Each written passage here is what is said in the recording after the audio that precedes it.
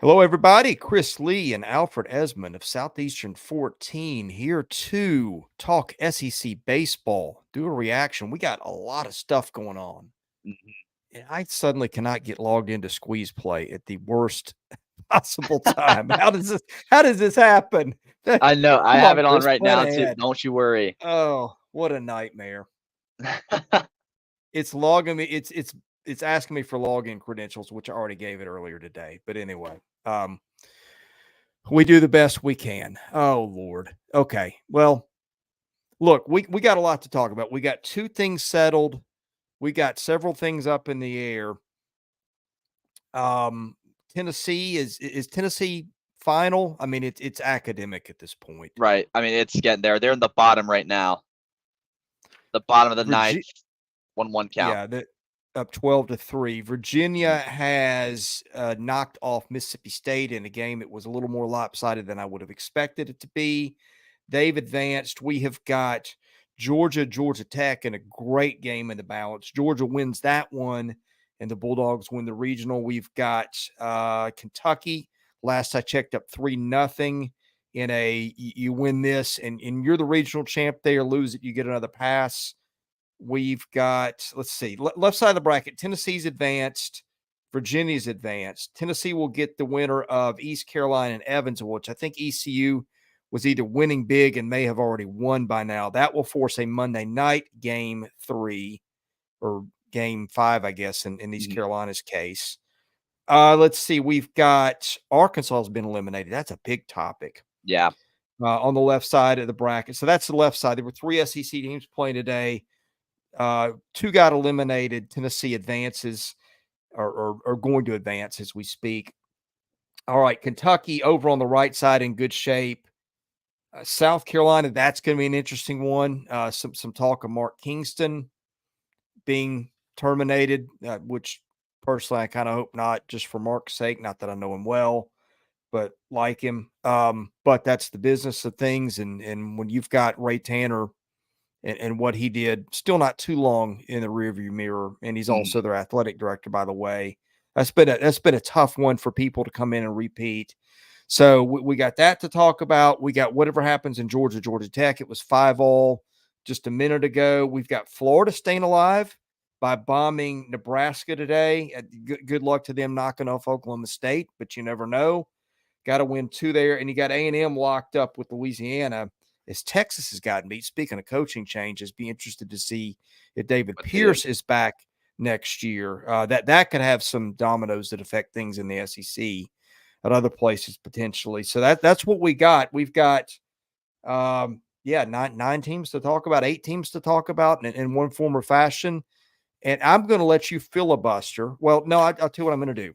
We need to remind everybody our sponsor of this Bet Online, your number one source for all your summer sports this season, from MLB, golf, the NBA, and NHL playoffs. All the latest stats, news, and scores available to follow your favorite teams. Get the latest odds and lines, including the latest team matchups, player props, and odds on just about every sport out there. Head to the website today. Use your mobile device to get on all the action. Bet online where the game starts. All right. I've done this a long time, and with that comes a little bit of savvy. So what I figured out is while I try to get logged into Squeeze Play here and fumble fiercely with remote control, I'm going to let you filibuster and talk about Tennessee because that is either ended or just ending. And the Vols had a very impressive performance, dodged his Anders Sechrist injury on a comebacker and Mhm. almost another one that hit him. And it was just kind of bombs away for Tennessee doing what it does. Tennessee is going to advance to play either East Carolina or Evansville next weekend. Take it away, sir. And hopefully when I speak again, I'm in a better mood when I'm logged into Squeeze Play. Yes, yes, when you can watch baseball again, for the love of Yeah, Pete. But, gosh. yeah, with Tennessee, they had a weird kinda middle part of that game. They found themselves down 3-2 in the 5th, and it was just bombs away from there. I was like kind of hoping Southern Miss would sort of keep up with it, but it just seemed like whoever they threw out there was getting just shelled left and right. I felt bad too. They threw out Josh Ocht out there, who was a pitcher we talked about in their bullpen, and he he's a freshman. That part I didn't know, that he was a freshman, and it just in that kind of environment, it's very tough to do what you need to do to stay alive in the NCAA tournament. And with Tennessee getting the presumably, because they still are in the bottom of the ninth with 2 outs, they just need one more out to win it. With that 12-3 win, they kind of cruise through this regional. And honestly, I'm getting to the point, Chris, where I might go out on a limb here, and I don't know how some people will feel about this. I don't know if there's a team out there who could beat them twice right now, or a group of teams out there that could beat them twice right now, which is what you need to happen for them to be knocked out. And wow, Georgia made a big out there. But moving on, yeah, like I said, I just think with Tennessee that they're the team to beat, in all of college baseball. And you could have said that heading into this tournament, but at this point, with how they're hitting, across the board, and that game just went final. So 12-3, the final between Tennessee and Southern Miss. Tennessee will move on to a super regional. They'll host a super regional. And yeah, I mean, with how they're hitting top to bottom, I just think it's going to be very hard for them to get knocked out going forward, even that through the entire extent of the tournament. Just going through, I guess I'll just go through some players who hit really well today. Dylan Dreiling. By the way, you can either continue or end your filibuster. I got back into ES. No, you're play. No, let me rattle off. I didn't want to leave you on the hook. You're running out of fumes just in case. You're good. You're good. I was going to go over, I don't know, the 4 million players they have that hit home runs today. So, I mean, take a minute. Yes, I mean, you go down the list here. Blake Burke had a, not necessarily a big day, but a hit, a couple walks as well. Cal Stark homered twice, and actually his second homer broke Tennessee's school record, and they're now, I believe they're one back of 97 Bama on the team home run list. So they're really raking right now, and I don't know if they'll catch 97 LSU. That's like an impossible task at this point, but. That was the 41 home run Brandon Larson year, I think, or was that 98? Yeah. I actually went to Omaha that year and saw them. Wow. Yeah, but I mean, it's going to be hard to catch them, but I mean, they're going to catch that Alabama team, and they're probably going to end up second on the all-time list. And it's hard to even fathom them beating their own 22 team that they had a while back with the Jordan Beck, Drew Gilbert in that squad. But like I said, Cal Stark homered twice. Dean Curley homered in this game. Kavaris Cheers had the big 3-run shot to sort of extend their way past a 3-2 deficit. I think I said Dreiling homered. He did as well. Overall though, one thing I will say, and I'll give Southern Miss credit for, and this was kind of more so toward the beginning of the game, quiet day for the top of Tennessee's order. Like I said, Blake Burke had a hit, but Billy Amick and Christian Moore did not record any hits. Billy Amick, but they did have 3 combined walks, and Moore did have a sacrifice RBI. But yeah, across the board, I mean, Tennessee, at this point with how they're playing right now, it's going to be hard to fathom some team or some group of teams coming in and beating them 2 times. And I don't know, Chris, if you have anything to talk about with them, but that's my 2 cents after watching them tonight and really this entire weekend. Well, if you want to look ahead, and it's premature because we don't know a lot of the matchups, but I thought Wake Forest would be the team they probably didn't want to play in a super. That got removed as an option yesterday when Wake went 0-2 in Greenville. You have East Carolina. If East Carolina can knock off Evansville tomorrow night, I'll tell you why that could be a little tricky. Trey Yesevich, their ace pitcher, who's maybe going to be a top 10 guy in the draft, somewhere close to that. Okay. Who missed the conference tournament with a collapsed lung, came back and pitched really well. So, look, is Tennessee a better team than East Carolina? Yes. But let's just play along for argument's sake. He's going to be the best pitcher in that regional next week. Let's say, just for the argument's sake, you give East Carolina that game, which I'm not conceding, by the way. I'm just telling you how it could happen. Then you get in a spot where you got to win 2-2. Although I don't know if they throw him 1 or 2. I mean, it wouldn't matter, but you'd have to win the other 2 games is my right. point. And then now look, Tennessee's going to run into a team that just had to use a lot of pitching.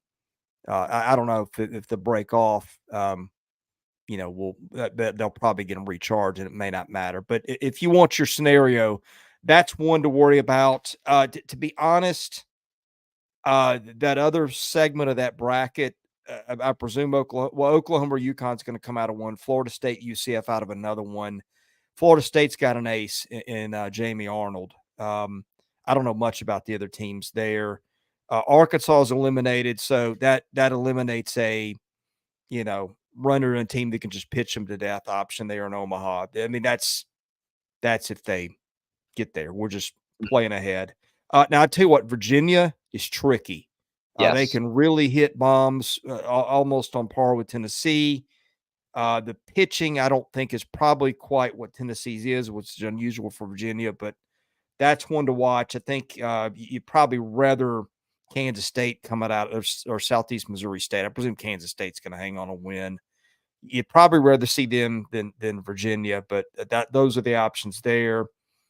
West Virginia is going to maybe take it as a 3 seed out in Arizona. West Virginia's got J.J. Weatherholt, who's a top 5 player in college baseball.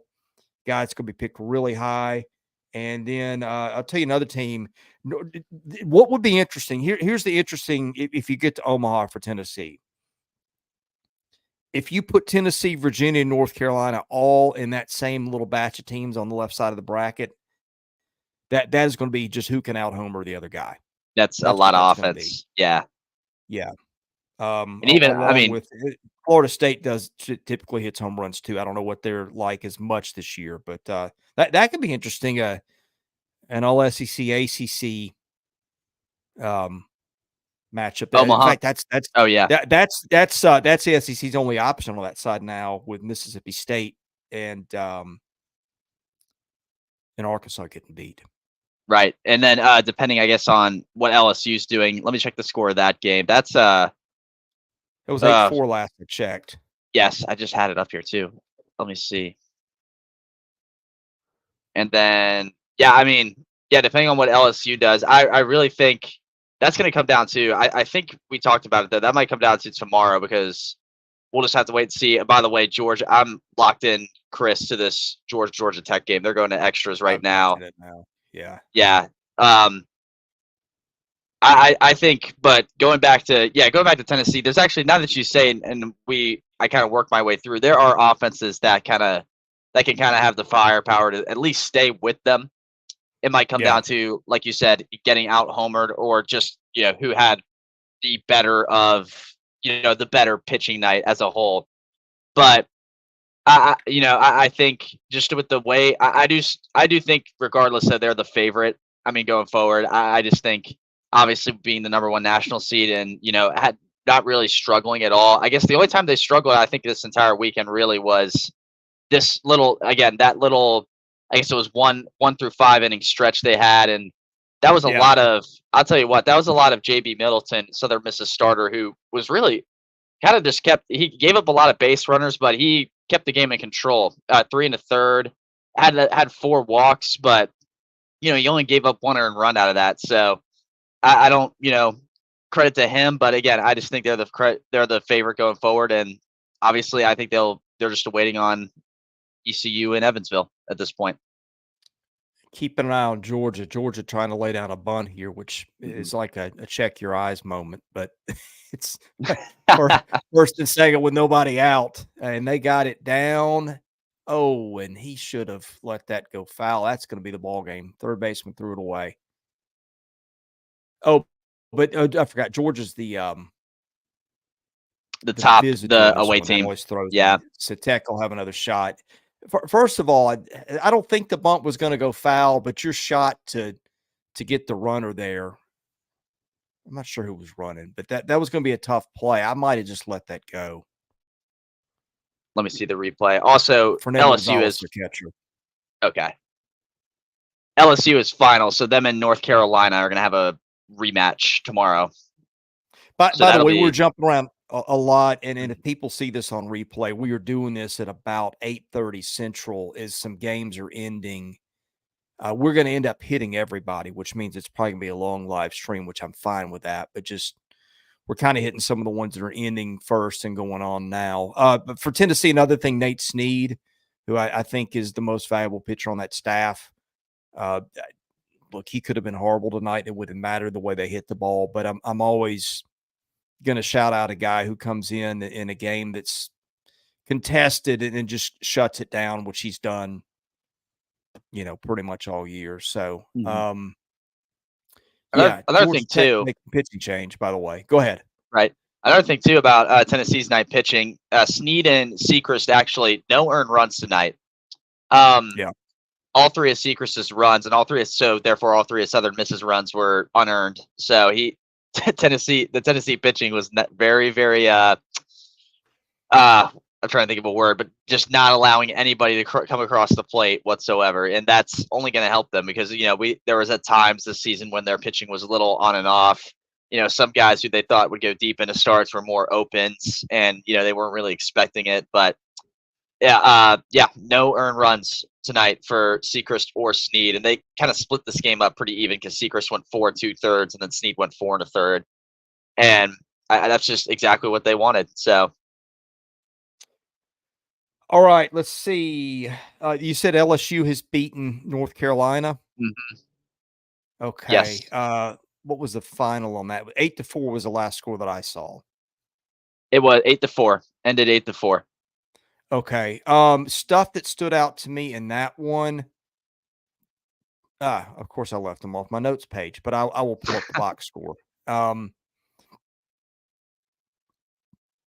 go Let's ahead see. too. Something that Well, stood out to first of all, me, they had to win one earlier in the day, and they've right? been hitting the ball just enough. And then I think Gavin Guidry gave them about six really good innings. I've said I don't think people really realize.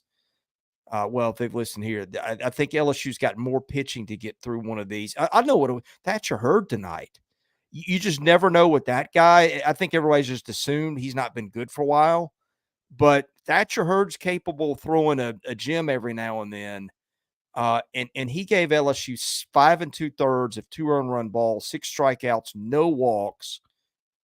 Didn't hit anybody, a wild pitch. You do that in Chapel Hill against that lineup, you've done something. So that's another thing that Jay Johnson's kind of got in his back pocket now. Hurd is a confidence guy, right? If it's not going well, you can forget it. If it's going well, he can be as good as Jump or Holman, who are dudes. I mean, look, if you want and this may be ridiculous take, by this time tomorrow night, LSU may be eliminated. But if you want a super duper sleeper to win the whole thing, look out for LSU if they can get through Chapel Hill. Because if you give them Thatcher Hurd again, pitching like that, then I don't know anybody in the country's got 3 more talented starters than LSU. No, and we talked about it earlier with our recap from yesterday. Jay Johnson just is throwing guys out there, and I like what you said, Chris, at the beginning. Of when you were talking about them, they seem to have the pitching and just kind of the formula to win any game that they go out there and play with the amount Yeah. of pitchers they threw out. I mean, once again today, 5 different pitchers. And then going down the list, the bullpen too, beyond Thatcher Hurd, Justin Lohr, Fidel Uloa, Kate Anderson, and Guidry all came in. 2 combined earned runs between those 4. A fair amount of walks, but once again, the amount of runs they were giving up was telling me they were kind of controlling the game, keeping it in their hands.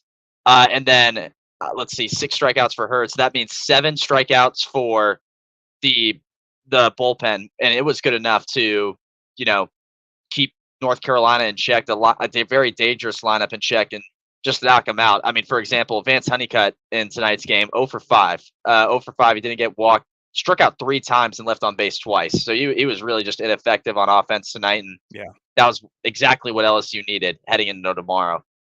Yeah, Honeycutt's their best player. He's probably I hadn't checked the latest draft boards, but he was getting first-round draft buzz before the season. Another guy, he didn't do much tonight, but you mentioned his name. In fact, I don't think he got an out, but Justin Lohr, who's their reliever transfer from Xavier, where he closed a year ago. He's kind of I think a sidearm-ish, change speeds, give you a different look kind of dude. And he didn't have a good year, but he pitched a lot of big innings for Xavier in the postseason last year. That's another guy that you just never know.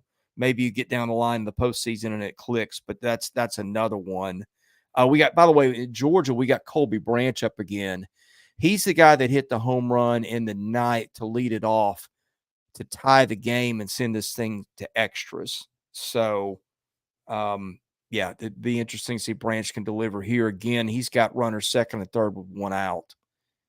Now, Georgia's pitching can make it. Georgia, the interesting thing about Georgia tonight, I didn't know Charlie Goldstein was available. I just assumed he was done for the year. Last time I saw him pitch, he was kind of holding that elbow, which kept him out a lot of the year. And I made an assumption that he was done. I think we even mentioned that on a preview, and I just wrote him off. Now, he didn't throw much, but he threw to a couple of batters tonight, I think. For a team that have to have a lot of pitching but needs it, that's a little something to keep an eye on. I don't think eventually Georgia's got enough to get them to the end in Omaha, especially if they get out and play in that park. But, you've seen teams do stranger things like Ole Miss a couple years ago. So that's one thing. I saw him come out in the game, and I was like, wow. Right. Where did you come out of the blue? Yeah, I didn't even know he was on the roster. So right.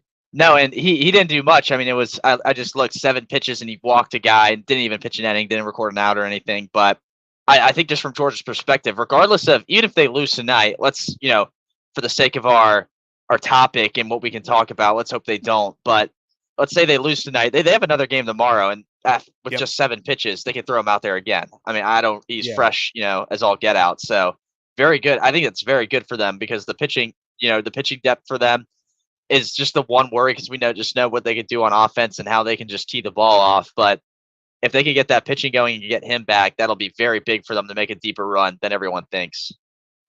Colby Branch just struck out, looked like out of the corner of my eye, like a nasty slider. Let's see what this was. I think so. Yeah. They've kind of gone back to Christian Maracna for late inning high leverage, and he's given them something this regional too, which again, you got to find it somewhere. I can't remember did they start Zach Harris tonight? I think they did. They did. Yes.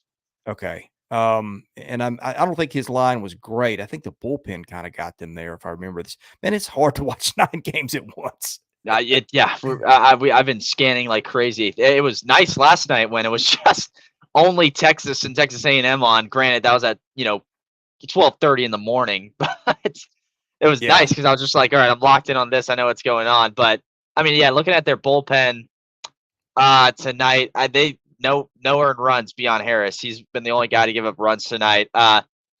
Patty Sack, sorry, Georgia people, if I mispronounced that. Hoskins, I got it. Hoskins, Marsh, and then I guess Goldstein if you include his 7 pitches. No earned runs, no strikeouts either. I guess Patty Sack had 3, but Goldstein, Hoskins, and Marsh don't have any as of right now. And I mean, Corey Collins is just doubled to knock in 2. Oh, there we go. He was all on that. That's going to be 8-5. Sorry to cut you off, but no, you're good.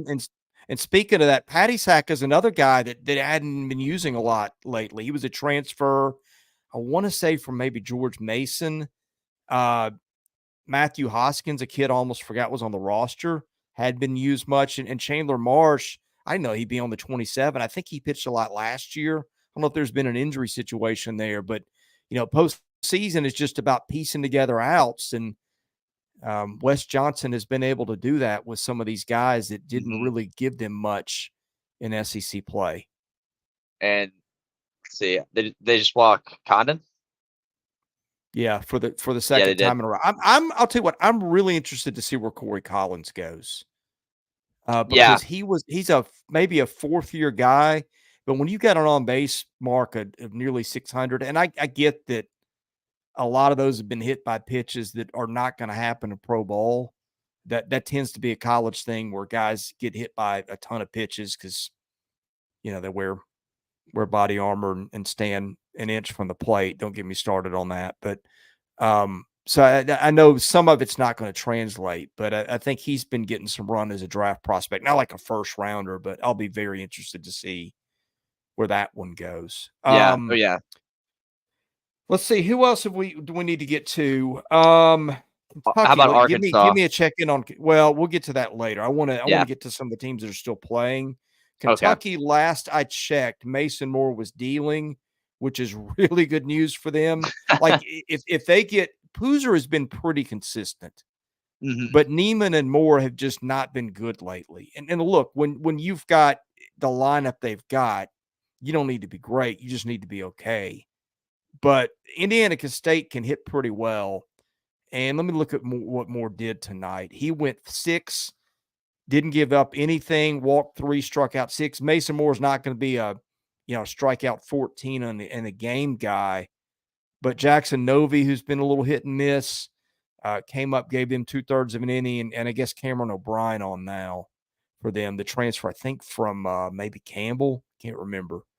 But he's been one of their probably 2 or 3 better relievers. So Kentucky, if it can hold on 5-0 now, I think would be, nothing's safe in college baseball anymore. You're going to ask Arkansas about that. But I think they've got to be feeling pretty good right now. They got another game to play with if this goes wrong. But I think Mason Moore, that was a guy that, like, if you said, give me 10 guys I'm really watching this weekend, either Moore or Neiman would have been on there. I would have been like, they need one of those dudes to step up and give them a start, and they did.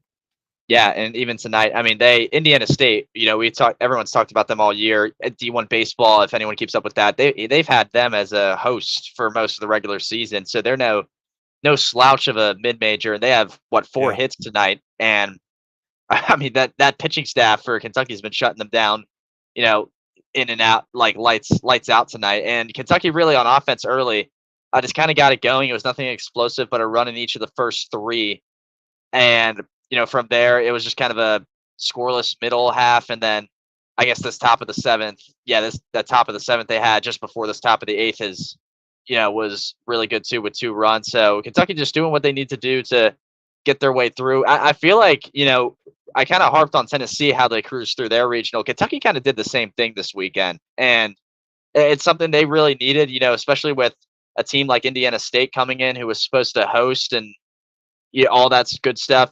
They just, did what they needed to do, and they're going to host a super regional more than likely. Actually, they definitely are going to host a super regional. And I don't know, those opponents, I guess, would be Oregon State, UC Irvin, because Tulane and Nichols are both out, and Irvin already has a loss. Checking the score there. Oregon, they're tied in the top of the 2nd. That game just got started. That is the making for a really good super. Let's say with I'm mainly talking about Oregon State here, with Oregon State and Kentucky. Yeah. If you just like baseball, getting to watch Travis Bazzana is a treat. He murdered one out to right last night in a kind of an early spot with the game in the bound. Hey, here's the shock. Florida won 1 with Oklahoma State. Oh, wow. In the 4th. Oklahoma State's got a little something brewing. Got 2 guys on. And I can't tell who's up. Not that I know that lineup very well anyway.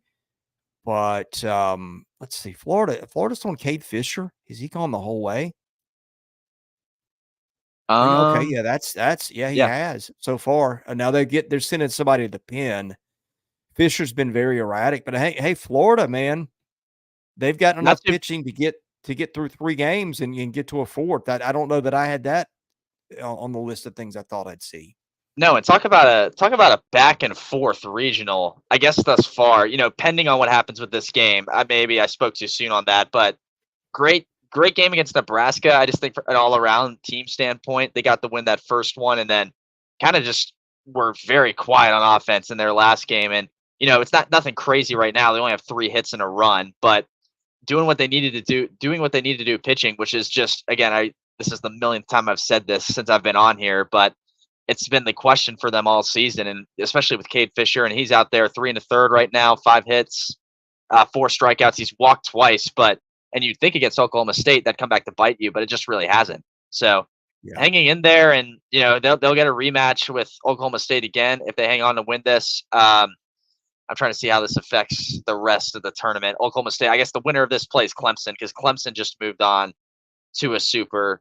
So yeah, that's a tough opponent for both those teams. But again, Florida, hanging on, hanging in there, and like I've said it before, and I'll say it again. Really, it's just if they were going to make any kind of Cinderella run, part of it was their hitting has to stay the way, or has to get to its best point.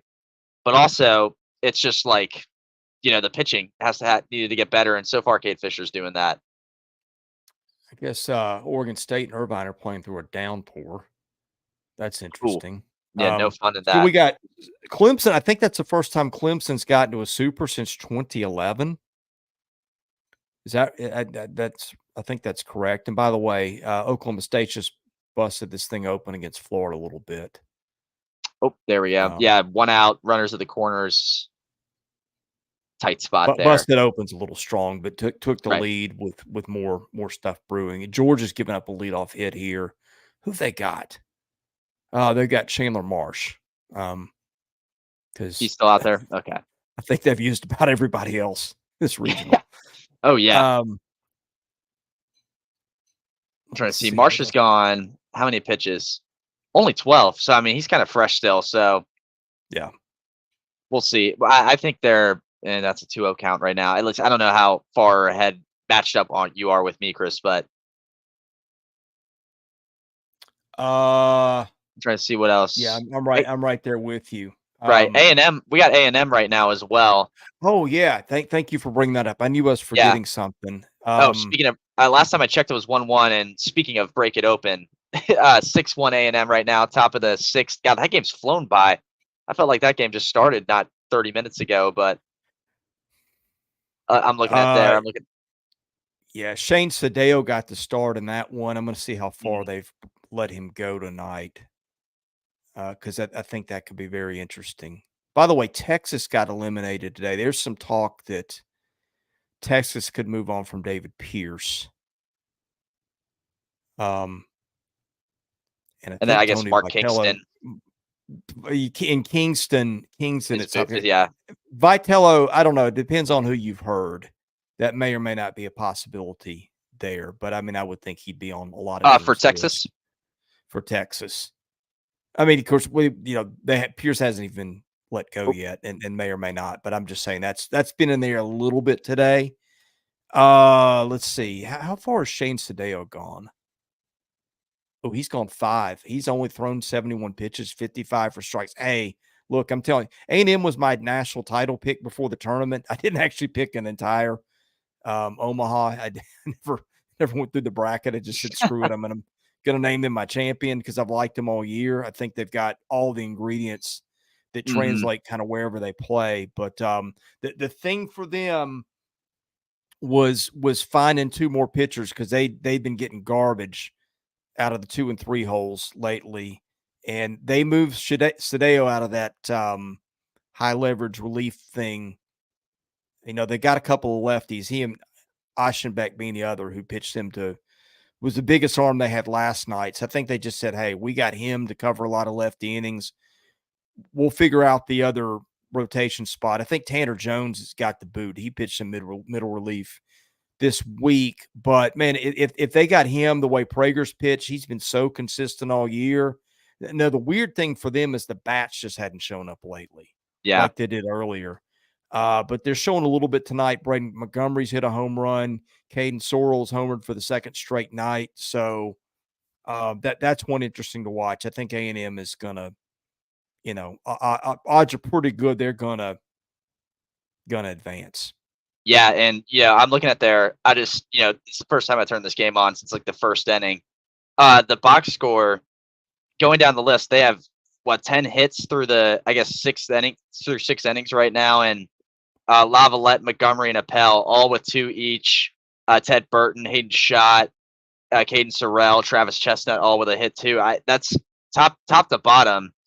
7 out of the 9 guys in the order have hits, and when you get that kind of production just flat out from everybody, it tends to go your way. And I like what you said, Chris. I mean, they have a good shot of winning it all as well if they continue to hit like that and just get the pitching they get.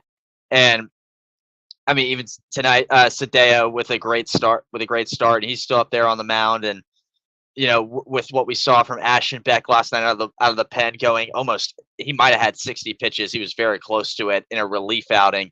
It just seems like they're on one, and they want it to kind of, they want to spark something their direction. And like I said, I mean, I'm checking out that Santa Barbara game because right now it's Oregon 1-0 in the bottom of the fourth. They got a really favorable matchup for their super if they make it past this. And if all holds true with this game, they're going to obviously get there and host against those 2 teams. I mean, they have it in their favor just for flat out going to Omaha. So I'd say it's looking pretty good for them right now. And with the hitting they got tonight, they could beat a lot of teams that way. All right, Georgia's doing Georgia bullpen things and making this interesting. Wow, they've gone back to Leighton Finley, Yeah. who I believe was their Friday starter. Now that's interesting. Let's see where Tech is in the order here. Wonder if you have to face Drew Burris potentially. Oh yeah, Burris is on deck. No wonder. Okay. That's when you pull out the big guns. If people don't know who Drew Burris is, he was the freshman who hit 22 home runs coming into the tournament. One of the top freshmen in the country. So Wes Johnson not messing around. You see this every now and then. That's the fun thing about college baseball is you will see some unorthodox stuff when your season is on the line. And I'm a little, well, I mean, I say I'm a little surprised. I just got done saying a minute ago, I don't know how many options Georgia's got left. Right. When they're using names that like, I don't even, you know the names if you follow college baseball, but like Chandler March, that's a name that, I almost forgot was on the team. I think he got used a little bit last week, maybe in Hoover, but he was more of a last year guy, than a guy that was pitching much for them this year. Yeah, you see some now. Here's the other thing. Wes Johnson may be thinking, "Holy crap, what do we do tomorrow if Georgia Tech beats us?" It somehow pulls this out, right? I mean, they got the tying run at the plate. Yeah. So, and if they get that run on, Drew Burris represents the winning run, at the plate. So it's that would be quite the pickle for Georgia. I mean, they kind of they're kind of praying for Finley right now, and really, the interesting part about it, I think, is like you said, I don't know if they have the distance to go that, and it's really kind of testing our concern for them, just from the whole team perspective of do they have enough in general to go far and make a run. I think if you just take this small sample size of the regional, let's say if it goes to a final game between them and Tech, that really kind of opens the book for, how you look at them, I think, going the rest of the way if they're able to survive this regional. I think the good part is for them, they're gonna if they win this regional in general, they're gonna host against NC State, which I don't know if that would make it extremely hard. I think if they had to go to Raleigh to play that super, but the fact that they're in Athens, I think helps them a ton. With depending on what result you get out of them. I've just gone to the garbage can to pull out box scores that I had thrown away earlier in the weekend to check on Georgia's pitching. Right.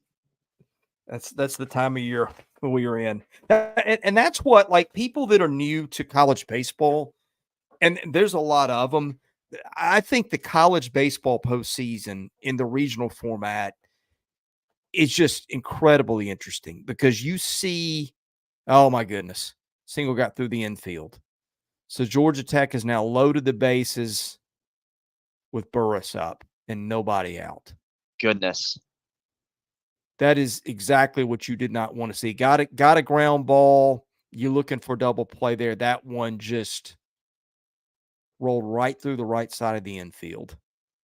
And now they got a righty against a lefty because Finley's a lefty and Burris is a righty. Or Burris may be a switch hitter for all I know. But 25 home runs for Drew Burris. I said 22, so I guess he's hit 3 this week. Either that or my math was off. Let's see. How many outs they have. I guess they have no outs, too, in the inning. Nobody out. Yeah. And again, Georgia Tech is the home team in this. Finley threw 81 pitches on Friday against Army. They went to Brian Zeldin, and they went to Maracno. Maracno's thrown at least one other time in this regional. So this is a little bit of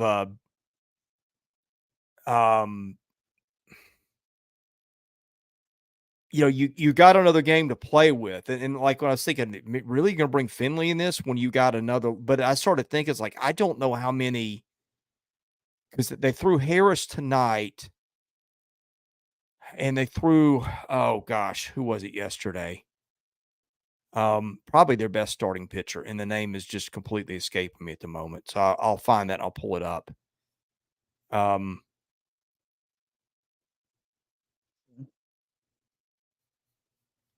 gosh, This is, I this whole mean, thing with Drew Bears is I was fascinating. gonna.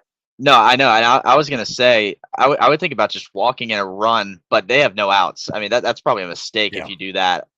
Maybe if you had like 2 outs or something and you had a little bit of food to play with, but that's wow. I They don't. they threw Jarvis Ooh, Evans strikeout. yesterday, I think. Holy smokes, that's the That biggest was out of big. Georgia's year right there. That was a Yes. curveball that Burris got right out in front of. Okay, I'm trying to think of what they got left. Radke threw yesterday. Max DeYoung, I guess. I don't know if DeYoung and Brant Panther are on the roster. Because there's only so many you can give them. The problem with Georgia is Georgia's got a really deep bench too on offense. So a lot of teams might carry 13 or 14 pitchers into this thing. Georgia, I mean, you got to, I'm assuming that, Dylan Carter, Logan Jordan, Sebastian Murillo, Trey King. I don't think you're keeping those guys off the roster. Hmm. So I don't know how many of these guys are even on their 27 for the weekend. Right. But, Yeah. But I think if you're Georgia, I mean, I'm guessing if Wes Johnson made a decision between a hitter and a pitcher, I'm guessing he went with the pitcher because you just got so many guys in that lineup as it is that are dependable. I'm sorry, Leighton Finley's a righty. My It was mistake. right So on they went righty. righty on righty with Burris. And then looking at Oklahoma State right now too, they have the bases loaded up 2-1. They could really, really crack it right here if they were going to. There are 2 outs, so Florida can work their way out of it. People 1-1 listen to this count. later when it's not live are gonna Be maybe so not be as confused. entertained. Yeah. And if that's you, we are reacting in real time Mhm. as you got some games really going down to the wire. And by the way, Oklahoma's just tied it with Connecticut in the third. What A&M's about got the how about bases loaded in the sixth with a shot to break it open.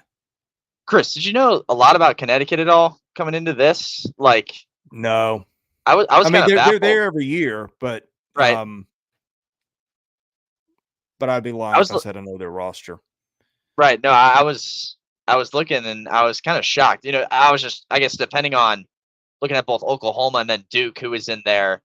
I did not think they'd Uh-oh. be the team to go up 2-0. Okay, got a pop up. It's two down. Are they going to send the runner? No, they're not. There's 2 outs and bases loaded. So you don't. No, they did send a guy. Okay, so it's 8-6.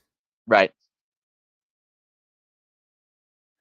I guess you'd send the guy that wasn't super deep. Trey Phelps, I think that was him and right. And I don't know who they had on third, but he scored pretty easily. I guess the thinking is, well, you didn't tag the other guys, which I guess you don't get a trail guy thrown out at third. I'm thinking Mhm. if the throw goes home, maybe you move the other guys up because now a base hit ties it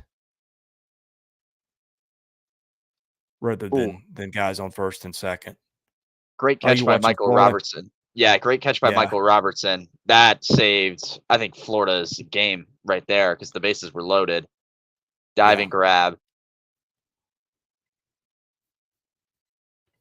Let's see. And I guess Robertson squeeze might play not just. even be playing if they've got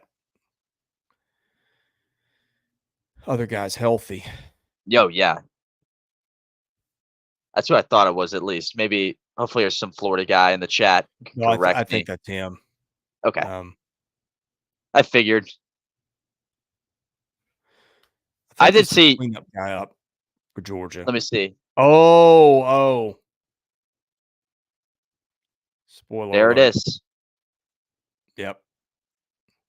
The box Wow. score is ahead of the feed. Georgia has won the Athens Regional. And Shout out boy, Leighton Finley. there's Shout a out. Oh my goodness. there's a I don't know the last time Georgia won a regional. It's been a while. Might have been Scott Strickland 2015-ish, maybe. I'm not sure when he would have done it, but I'm sure somebody in the chat knows. Yeah, that would have been. I would have liked to have seen an alternate universe. I'm not unhappy that Georgia for Georgia for winning this. But I would like to see an alternate universe just to see what buttons they would have pushed tomorrow. Because it felt like the minute they threw Finley out there, that was all in on tonight. Right. No, and it paid off. I mean, goodness, great for them. I just checked too, Chris. The last time they won a regional, 2008. Last time they won one, 2008, which was a while. It makes me feel old. Well, it was a while ago at this point. But yeah, I mean, huge step for Georgia because, like you said, I'll just kind of repeat what you said there. The pitching was kind of getting taxed, and Leighton Finley doing his thing, big strikeout on Burris, biggest out of the year for Georgia, biggest out probably Georgia's had in quite some seasons overall. And I mean, looking once again at the bullpen, they really did their job. Zach Harris didn't give them the greatest of work, but we all kept saying earlier, Georgia's bullpen, even as taxed as they were, they did their thing and they shut down a Georgia Tech lineup that can hit for power. So good on them. And they'll be playing NC State at home. And on top of that, the biggest thing I think out of all this for Georgia is that they're going to host the Super, which I think is just huge, especially because like I just said, they haven't been there since 2008. So that's really big for that team. And who knows? I mean, I think they, compared to NC State, I think it's a pretty dang good Super matchup. I'll have to look and see at the other ones, but it's probably up there for how good it will be.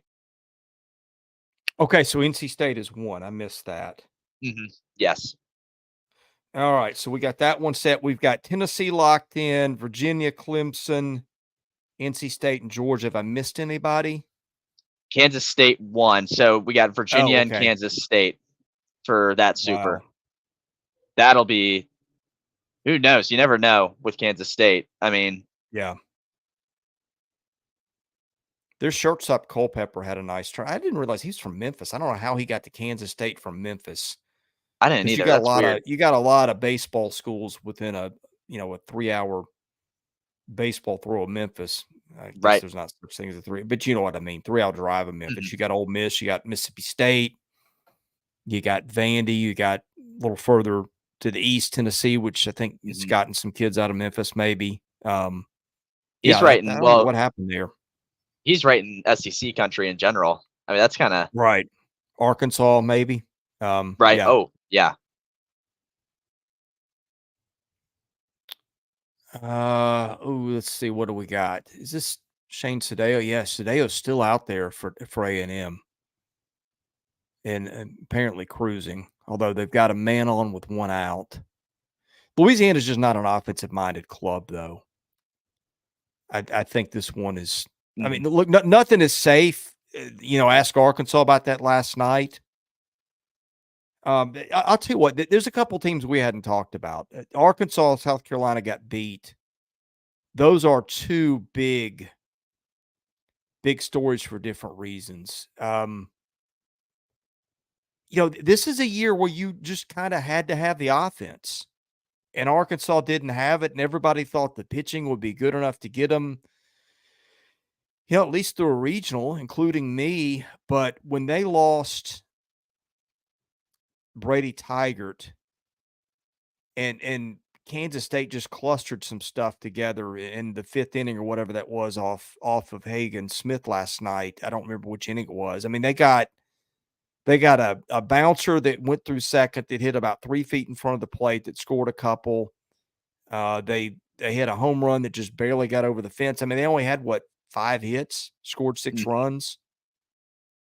And then today I think they were just shell-shocked at SEMO. SEMO had a kid that I think you might be able to throw a breaking ball harder than him, from what I hear. I was watching a few games, but yeah, when you get in those spots and you get one of those junk ballers and you're pressing a little bit, yeah.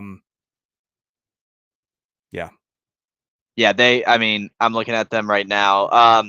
I don't know if this is the guy with the breaking ball you're talking about, Chris. Colin Wilma, he shoved for them. 6 strikeouts, 4 2/3, 1 hit and 1 earned run. And I believe that was Peyton. Let me see. Was it Peyton Holt? Yeah, I believe that was Peyton Holt's homer. And I mean, that was the only time he gave up any sort of runs. But the win goes to Logan Caton, who came out of the pen right after Wilma and 3 strikeouts and two and a third, 3 hits. But once again, I think the three strikeouts just put an end to that. And I'm interested in Arkansas's hitting because that's just been the story all year, and that was what people were kind of raving That's about. the only thing they did this week. They hit the ball pretty well until Yeah, today. I know it. Yeah, and Um, I mean, I'm looking, and they had guys, at least record hits. Peyton Holt, obviously, I just said he had the home run. Parker Rowland came in, and I guess he pinch hit, and he had a 2 RBI knock there yeah, late. Certain home guys didn't run. show In up fact, it today. might have even been with 2 outs, 1 or 2. It was 1 or Right. 2 outs, I think. But I mean, Yeah. you see that happen in regionals sometimes. Is as a team that is just a lot. I mean, look, because Arkansas was number 1 for what first 3 months, a good bit of hmm it. I don't remember. I mean, they were in that spot for a long, long time, Well, and even for us, we had them how yeah, long in our power rankings as number 1? Like at least a month. I mean, I think it was a while. Granted, it was a lot of it was at the beginning of the year non-conference play. That's not really how much that plays into a factor now at this point in the season. Not a whole lot, but still, I mean, we had them up there strictly, and that was a lot of that was strictly off their pitching, and it. I'm baffled, looking at that result because that was a team, and I mean, you want to talk about offense? The first night they played them, they put up 17 runs. And it just seemed like they were going to cruise with this draw they got. They were going to cruise right through this, and they'd be hosting a super and Ball Walker, all this good stuff. And man, how that coin flipped over quick. you see a team sometimes that gets shell shocked in one of these when there's so much pressure, and I think it seems to happen almost more playing at home. hmm And again, you throw that box score together. They out hit them 13-5 last night. Left 13 guys on base. Kansas left 2 on. You play that game over again 95 times out of 100. That goes Arkansas's way. It didn't. Right. You throw in the pressure, you throw in the big atmosphere. I mean, you saw them, and it was a little different a few years ago, back in 2022 when they had Kevin Kopps. That was a different situation because they just rode Kopps and rode him till he ran out of gas. But you will see a team a lot of times with a big fan base with big expectations that you get one of those games where nothing goes your way and you didn't see it coming, and if you don't show up the next day loose and ready to play, that can happen to you. hmm Especially like against a junk baller where you're just, out in front of stuff and it throws your timing off. And I just think that's not the first time I've seen something happen to a team like that in that spot. Right. No, and speaking of their pitching today, I guess I'll talk about that a little. Gage Wood came out there, started the game pretty good. He gave up a run in the first, but one would think Arkansas would be able to bounce back from a 1-0 deficit to SEMO, and that really never happened. And then Wood gave up 4, I say 4 runs total, 3 runs in the fourth, and those came off of, I mean, just kind of singles that got through. One's on an error, one's on a fielder's choice, the other's on a base hit, and it's just not necessarily power plays from SEMO, but just methodical plays. And then, man, that error.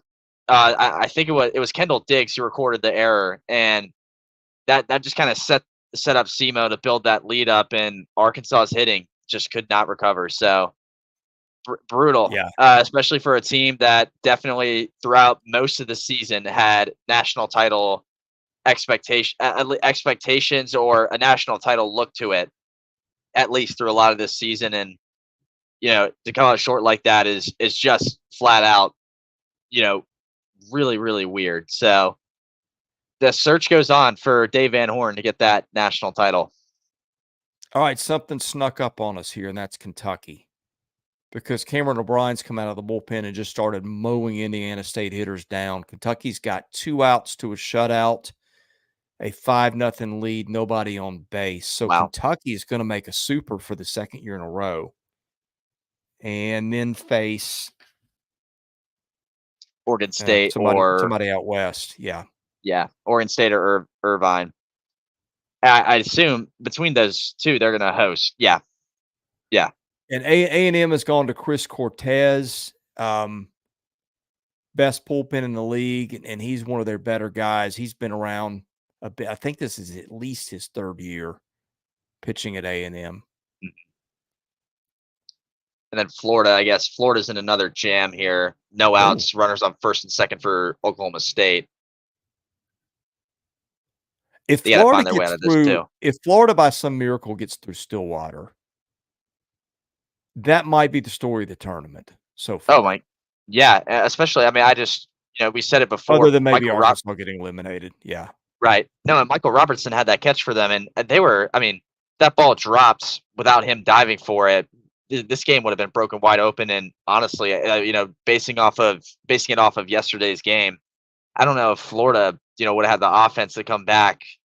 Let's say on a bases clearing double, a 5-1 deficit, especially to Oklahoma State who can hit. But here we are. I mean, they just got to work their way out of another jam, and they'd be set. They'd be still within striking distance. And on the mound for them is Brandon Neely, currently. Assuming Kentucky gets through this here in a minute, Kentucky got a little bit.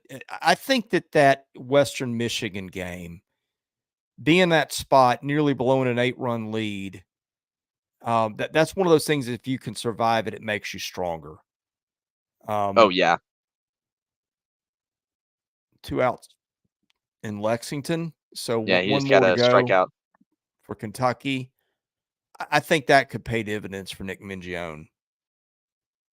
I'll tell you what, I would love to see Kentucky and Omaha. Like, what kind of presence does that fan base have in Omaha if it gets there? Yeah. If it was, we'd know if it'd be a Final Four. We know that kind of. I'm going to give you the ticket scalper's dream bracket for Omaha. Go ahead. Tennessee,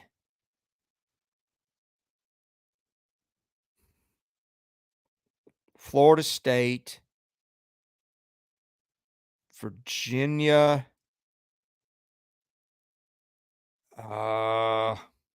I'd go LSU. Oh, LSU. That's right, LSU. I couldn't read my bracket. LSU for sure. Give me Kentucky just for fun. Right. I don't know that anybody. NC State, maybe. I don't think Georgia's going to travel. No. Although that fan base is more engaged and energized for baseball that I've seen in a while. Right. Oklahoma State, probably. Yeah. And then A&M. But man, the tickets goodness. for Omaha, if you got that, holy smokes. I mean, that's so many. The amount of people would just be incredible to that sort of thing. And there's even a lot of teams, like I think Georgia would do a good job with it. NC State, I think they'd go to it as well. Even Oregon State's a toss-up. Give me your wisdom on them. What would you think? I don't know. I don't know that that's a huge travel to Omaha fan base. I don't think I've ever been out there when Oregon State was there. I've been out there a few times. I'm not sure. Right. Historically, I mean, they're historically a great program, but they also play in a Vandy-sized park. 3,500, 4,000 people. All right, Kentucky has clinched it. There we go. So that is 7 and Penn. We got Tennessee, Kansas State, Virginia, Clemson, Kentucky, NC State, Georgia. Right. Oh, wait, we had Clemson in, didn't we? Yes, they are in. That's 8. There we go. And then how many SEC teams? Let me see. Tennessee, Kentucky, Georgia, 3 thus far. So they're the third to get in. Assuming, and again, I'm going to go ahead and assume, just for the sake of saving time, A&M would hold this lead just based on how they've looked and that sort of thing. Who knows with LSU tomorrow? That'll be something to watch. I mean, I'm going to be locked into that game. But I guess we haven't done Mark Kingston in South Carolina yet. Yeah. Yeah. Gosh, I don't know what to make of that job. I have a hard time. I saw the rumblings too, Chris, and I have a hard time. Really, I don't know. I just think again, it's hard because you have Ray Tanner's shadow behind you Yeah. throughout your entire stint there.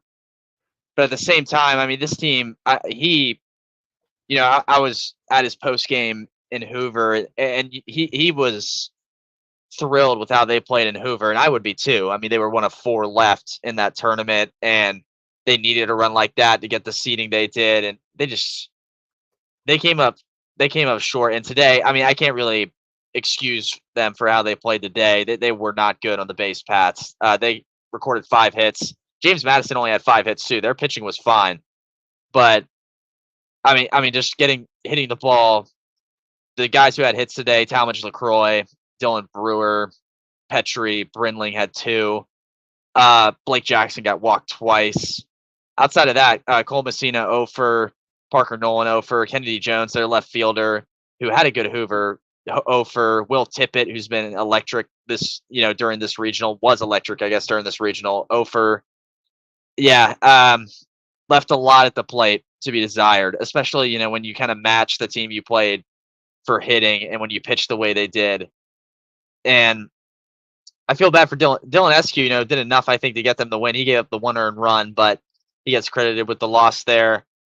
And wow, James Madison, I'm just looking at this just now. Donovan Burke got the win for James Madison. He had 7 strikeouts in a 6-inning relief outing. So I guess Casey Smith was an opener for them more so than a starter. But yeah, going back to South Carolina, a lot left to be desired at the plate today. And I'm with you. I'm going to be thinking about what they do with Kingston for a few days, because that's just, I think that job for just the next decade or two is just going to be so hard to kind of make ends meet, just based off of who your AD is and, what happened there, I guess a little over 10 years ago now at this point. All right, I'm going to play Stump Alfred here. How many baseball coaches has South Carolina had since the end of the 1976 season? By the way, who's Since the just end gone of, deep for A&M? ooh, Somebody.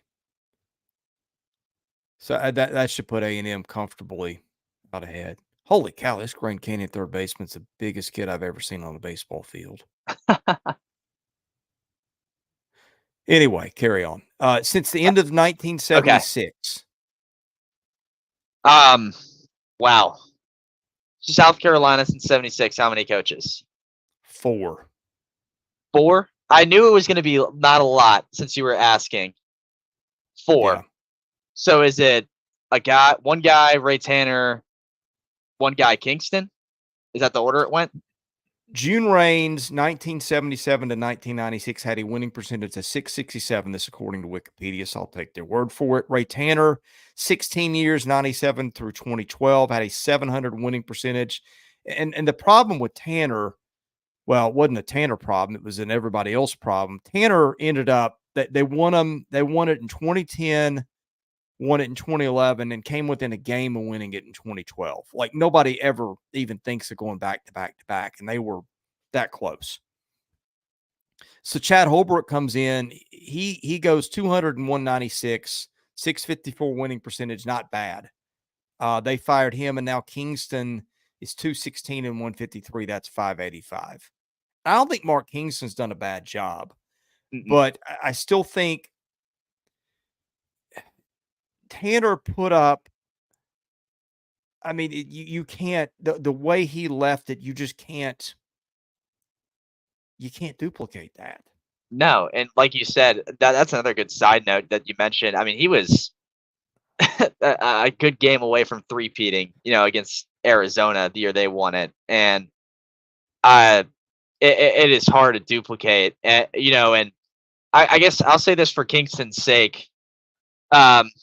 Let's say rumblings are true and he gets fired. He is a guy who will get scooped up by a program really quick, and I would think a good program at that. I mean, he should not be too worried, for his own sake. For South Carolina, you'd love to have him stay. I mean, I think by the end of this year, in my opinion, based on how they played in the SEC tournament, needing a big run to kind of secure, in quotes, their seeding, and doing that, and getting, being. I mean, they had some good games in this regional too. It wasn't like they had a bad regional and just got booted out of it as quickly as they possibly could. Um, they hung in there, and they had, once again, I'll repeat it. They had a bad game against James Madison today, but I do think Kingston, for what happened, what he needed to do at the end of the year to get into the NCAA tournament, he did that, and he just has to build upon it for next year. Now, I think South Carolina can easily be, based on how their baseball program is, they can be quick with, keeping the standards sharp and saying, hey, coach, you need to get us a little further next year, or get us at least back again next year. That I get. You can make the seat a little hotter, but I just think, for his sake, if he were to get booted, he's going to get scooped up by some team, regardless of who it is, really, really quick, who needs a coach. Yeah, Chad Holbrook's gone to Charleston and done fine there. They should have been in the tournament this year. I felt Kingston's problem is they just haven't had that one big year. Their best SEC record was 16-13. I'm sorry, they went 17-13 in 2018. His first year after he took over for Holbrook. Again, and this is just kind of how stuff goes sometimes, I still think they were so good last year. Middle of the season, I watched them in person. I thought that, to me, looks like a potential national title caliber team. Right. Yeah. And then their regulars just started dropping like flies. I don't even remember who got hurt, but Florida's just taking the lead, 4-2 over Oklahoma State. Yeah, 3-run shot. Sorry, I got really close to my camera. I had to see who it was. I believe that's Colby Shelton. Yeah. Wow. Big time. Once again, anyway, go ahead. Sorry. I was going to say, Florida, I mean, they got going back to their pitching, they got out of 2 jams these past 2 innings against Oklahoma State, and here they are with the lead. That's baseball, and good on them. Yeah. I mean, they obviously need this, so. But yeah, they got, I mean, just if history gives you a break, okay? Mm-hmm. I think last year, if they stay healthy, maybe they win an SEC title or an East or something. I don't remember who won with what record last year, but they were looking. I remember watching them thinking this may be the best team in the country, and then the injuries hit, and they kind of, at the end of the year, got it back a little bit together, and then they won a regional for the first time under Kingston, and then they got sent to Florida, which was an awful draw. Right. Because you ran into the national runner-up, a team that was, one game from winning the whole thing against LSU. And I don't know, maybe you get seeded a little differently. Maybe you stay healthy. Maybe they pull off 20-10 and it feels different because that's hard to do. You get stuck in a different spot. You go to Omaha. Maybe the vibe around Mark Kingston is different. And look, I don't even know if he's getting let go or not. That's been the right. vibe out there tonight. So we're not reporting anything. We don't know anything, but we're just kind of going off that speculation. How about this, Chris, to create more spitball ideas? You just said earlier, Vitello, Texas is a possibility if David Pierce is let go. How about Mark Kingston in Burnt Orange if that were to happen? Yeah, that way? they'll go bigger. And by the way, I'm not reporting anything on Vitello. I'm just saying that has been out there under the radar a little bit for a couple of weeks. Right, me as well. This is just us. This is off. just too, and that's the coaching. That's what happens. I'm not saying he's going. I'm not even saying that's who Texas would hire. I'm just saying that's the coaching carousel. Coaches use those things for leverage and this and that. And Tony Vitello would be stupid, frankly, not to at least think about it if they're interested. So right. And look, look, Tennessee fans, that's just going to be life. When you're in that stratosphere, everybody's going to be coming from your coach every year. Yeah, I mean, and looking at, Tennessee baseball, with all due respect to the program and everyone involved prior to Tony's era there, yeah, he made baseball at that school what it is now. I mean, you go back.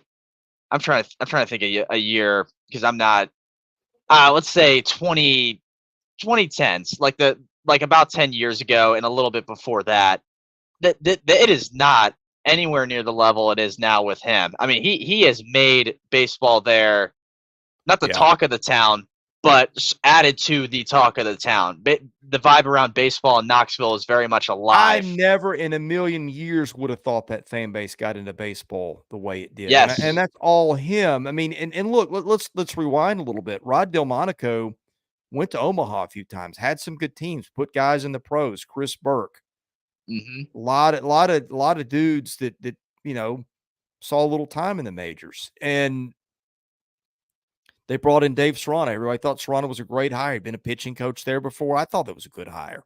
Serrano had won at Irvine and Fullerton. Really good baseball coach. Good human being. I know Dave a little bit. Just didn't work. Now I think their commitment is a lot greater than it was when Dave Serrano was there. But again, that goes back to what Tony Vitello's made it. So Yes. Yeah. Yeah. if Yeah. if Pierce, if There's. Pierce gets fired at Texas, I guarantee you that name is going to get thrown out there. Where that's legitimate, I don't know. Mhm. But when that's in the water a little bit in Hoover, and I'm getting a text or two bringing it up here and there. Yeah, that's just I'm just saying that's if whether there's something to it or not, if that job opens, that is coming. It is. It And is. by It the way, is. 3 hours to the west, it's been that back for Vanderbilt every year. Every time there's a Right. vacancy, Tim Corbin comes up. And you Right. know what he No. did? And He considered most of them and used them for a raise and used them for facilities leverage and then just rolled it over the next year. That is life in the coaching profession.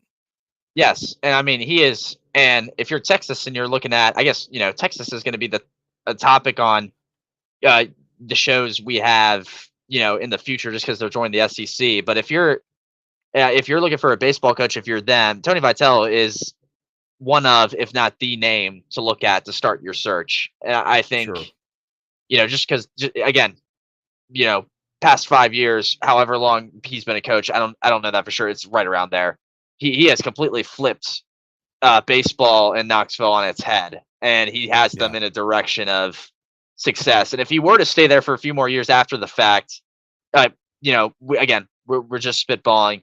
But if he's going to stay there, he's going to get into sort of the Van Horn circle of, he's going to be due for a national title at some certain point based on the trajectory he has them going. And, even this year, looking at what they're doing, and, we talked about them at the beginning, but they just hit so many, they just hit homer after homer after homer after homer, and it just overwhelmed teams with that. And, it's been smooth sailing thus far. So maybe it's even this year. We'll just have to wait and see. But he certainly has just been the catalyst that has just shifted this team into a winning direction. And I think one of the hottest, if not the hottest program in all of college baseball.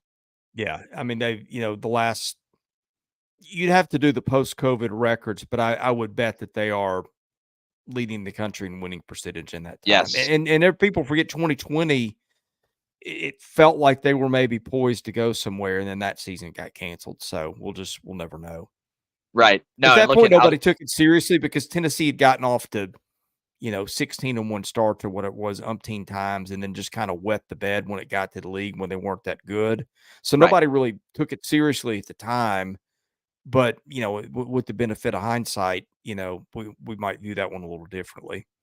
Right. And no, and looking at, I'll just entertain your little comment there, Chris. Looking at their post COVID records, 2021, 50 and 18, 20 and 10 in the SEC. They won the SEC East, made it to Omaha that year. Next year, 2022, everyone knows that team, 57 and 9, 25 and 5, regular season and tournament champions, just like this year. They got bounced in that regional, of course, by Notre Dame, but that's another 50 plus win season. 2023, that year, I think, just being around that team a little bit that season, kind of a weird year. It did not have the same feel that 22 team did. Obviously, not a lot of teams in college baseball history had that feel, but even still, 44 wins, 40 plus win season. What hurt them was their SEC record. They were right around 500 at 16 and 14. Got Yeah. bounced really early in Hoover that year by A&M, 3-0 in that first round game. But once again, they were able to pull out a World Series appearance. So he's just been incredible with what he's been able to do. Really, it's been that post-COVID time, and I'm trying to do the math here quickly. 161 wins, not including this season. Those 3 seasons after COVID. So, I mean, he's done really well for That's himself. impossible to do. Yeah. Let's see. Florida State has snuck in.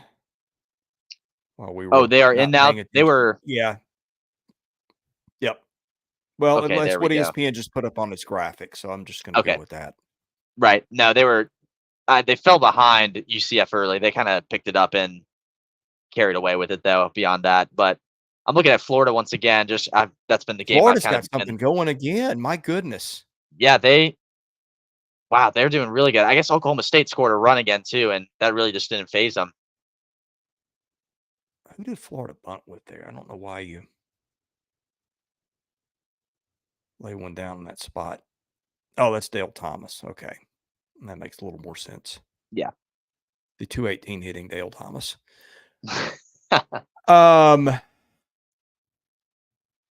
Yeah, A&M's still cruising along. Louisiana's got a man on first with 1 out, but I mean, just 8 outs to go. And a 6-run lead. And I think they have Brad Rudis up, who's been pretty tough customer for the Aggies if they go away from Cortez here. Right. No, they're handling it pretty well. Going back to Florida, actually, just because, we had games earlier too, Chris, and we haven't really talked about them as much, but I'll give the first Florida game some love there. 17-11 over Nebraska, who they beat the first night. I believe it was 5-3, something like that. I harped on them. I guess they must have heard me on our first recap this morning, because I was like, the offense was awful, and it was 2 hits, no runs. Yeah, not going to get it done. Not the case that next game. 17-11. The pitching wasn't great, but it didn't need to be. Looking at the box score of their hitting, Jac Caglianone, 2 hits, 4 RBIs. I'm just going to go right straight down. Ashton Wilson, who played right field for them, a hit with an RBI. Colby Shelton, 3 hits, 4 at bats, 4 RBIs for him. Luke Heyman, their catcher, 2 hits, 2 RBIs. Tyler Shelnut with a hit and an RBI. Dale Thomas, 3 hits, 2 RBIs. Michael Robertson, 2 hits and an RBI. They laid the wood down that game. 16 hits total, 5 RBIs. They left 6 on base too on top of that. So I mean, they must have heard me. So Florida shout out. Go ahead. Sorry. I was just gonna say shout out Florida for really just picking it up, after that game yesterday.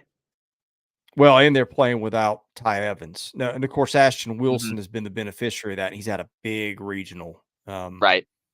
Let's get 2 hits tonight. I think he had 4 yesterday. So that's one of those that didn't hurt him as much as you would have thought. But Evans was their best hitter behind Caglianone. So, by the way, I was having a little chuckle watching Oregon State fans losing their mind when they called a weather delay. I think that cost Oregon State, probably will cost them its starting pitcher. But the umpires were having a little chuckle as they walked out to the. That's baseball with an exclamation point at the end. Yeah.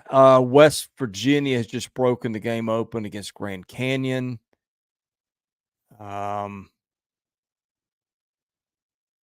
I really think you're the 5th. Right, you're with me on this too. A&M's gonna, I think. Oh, is Florida gonna get another run here? Yeah. 5-2 Gators. I think that was that pitch. Yeah, I was about to say wild pitch there, and and then a bad throw back. 2-1 scoring position. Hit here could really. I don't know. 4-1 cushion against that lineup with their bullpen is nothing close to a guarantee. But no, yeah, they're doing what they need to do, though. I mean, they need to build this lead up, high and fast. A couple more things to talk about. LSU, North Carolina tomorrow night. We'll have to reset for that one. That's going to be fascinating. I don't even begin to know what pitching those teams have got. But and here's the other one. We have not. I think we've talked about everybody to some degree, but these guys, and that's Mississippi State. I really Yes. thought Mississippi State had a good shot to go in Virginia and win that thing. Yeah. Yeah, man. I mean, Um, yeah, they had it, and it's again. This was the thing. Last night, I guess. Yeah, last night with it. They matched Virginia's hitting again. I guess 10-9. Virginia had one more, but on certain days that'd be enough to get it done. But beyond that first inning they had when they had a 2-1 lead, they just could not get anyone to score, and that a lot of that's contributed to Virginia's pitching. And actually, it is. Jay Woolfolk had a great start for them. He went 8 innings, gave up a lot of hits, but I guess the runs just were never going to come after that first inning, and they didn't. 7 strikeouts over that time, 2 earned runs, like I said. Only 1 walk. That was probably very, very huge. Did not hit any batters. And Mississippi State went Pico Cone today, who, had kind of, I think he's been hurt a lot of this season, if I'm not mistaken. And they just, haven't had him that much. But even he delivered a pretty good game. I mean, two earned runs, 8 strikeouts, and 7 innings of work. And I guess it was just this bullpen. Tyler Davis kind of broke down there with 6 runs in the 9th, and they just ran away with it. That was just kind of daunting, a daunting thing that happened there. And they just kept pouring on and pouring on and pouring on. And dang, I mean, Mississippi State, I can imagine they'd want to run this regional just back for the sake of those 2 games against Virginia they had. And that's really it. I mean, I don't know. I didn't hear that presser or anything, but I have a couple mhm, questions of what about the way they handled their pitching. Nate Dom, I thought was going to be available for this regional. I don't think he ever threw a pitch. No, maybe that was a, we think we can get through today with Pico Cone. We got to get one more. right. We'll get him another day rest. I don't know what the plan was there. And Brooks Auger, I'm trying to see if Auger threw it all. He didn't start at all. No, Is and it? he And just shoved in Hoover last week. right. No, and they had after they took Cone out of the game, they put Gavin Black in, who I've loved this year in relief for them. And I mean, he went an inning and a third with 3 strikeouts, and then that's when Tyler Davis came in. I wonder if they let me look at Black's pitch count, because 15. I mean, I really think they could have left Black in there longer. Maybe. Well, and I don't Davis know has been about you, pretty but good, and he kind of gagged it up today, which and sometimes that right, just happens, right? I just don't know. I don't know if there's any Mississippi State people in the chat. I did not get a chance. When you got 9 games going on at once, you don't catch right. everything, and that one got out of hand, so I just kind of quit paying attention late. But I'm very interested. Um, let's see what they did. Friday they threw. Steven, I believe. Yeah, and he went almost the whole way, and I think I can't Schulke or somebody came in and finished that one up. So that one's not really a factor. Yesterday they Right. went St. Joe, and sometimes it feels like to me like they kind of run him up against it sometimes, and I get it because when you're that dominant with that fastball and that slider, you're going 98 and 99, and the swings and misses are plenty, and there have been with that kid. I mean, that kid's gonna be a first rounder now. Yeah. Yeah. Yeah. I But mean, I guess I can't blame Lamonas for thinking that, hey, look, um, when we're, when Durangelo's throwing like that, he at 85% is better than most anybody. But Auger started yesterday against St. John's and oh, won that one. So okay. forget that. I get Sodome is the only guy. Somehow I just totally missed that. Lot going on. That was the second St. John's game. So that's right. Yesterday was the I'm sorry. That's right. That was this morning game. For Okay. St. John's. Yes, that Yeah, I caught. and State got up. State got up so fast in that one. I'd been gone when that started. I quit paying attention. But anyway, Right. that's neither here nor there. Yeah, and I mean, I'll give him a lot of credit. I'll give him, a little bit of credit here. I mean, Dakota Jordan, who had a rough go at it during Hoover, he had a homer today as well. It's at least a high note to end on his season and stuff. But I thought, the pure reason I thought they were maybe able to come out of Charlottesville with this was I thought they'd be mad about not hosting, because that was a Yeah. that was a big story heading into the selection show, and I thought they'd be really, really. And the minute it came out, I was like, dang, Mississippi State's gonna, be really, really, really mad about that, and they might be able to make a run out of it. And you know, there were plenty of games this regional they did. I think it was just really, if they had their chance to run these Virginia games back and do it again one more time, they'd do it in a heartbeat because it just Yeah. didn't. They did everything when you look at a box score to win the game. It's just certain moments and certain scenarios they were put in that they just fell on the short end of the stick, and that just hurts. And it's twice too. That's the crazy part about it to me is it happened twice. With the game the other day, and I guess tonight with Tyler Davis and his showing, and then just getting a fair amount of hits and just plating no runs in any inning beyond the first. So tough go at it for Yeah. State. They'll it's that's just a team I really feel for right now. I do too for two reasons. One of them, in a pet peeve of mine, I don't think they get the seeding right. I thought Virginia probably deserved better than not that it mattered because they don't use an S curve anyway. I wish they would. I mean, use an S curve with a little bit of leeway. Like if you got a couple of West Coast teams matched up, and you're one of them's a 16, and you're looking at the top 2 seed, and the West Coast is if you put you in other words, if you have to cheat by a line or two to match teams up geographically, I got no problem with that. Right. And they used to do it totally geographically, so you could be theoretically the best one and get the best two, which is screwed up. Yeah. But they've never really gotten the tournament right. They still got some improvements to do. Everybody talked about how screwed up some of the selections were and some of the snubs. I'm not going to rehash all that, but here's what I'm getting at.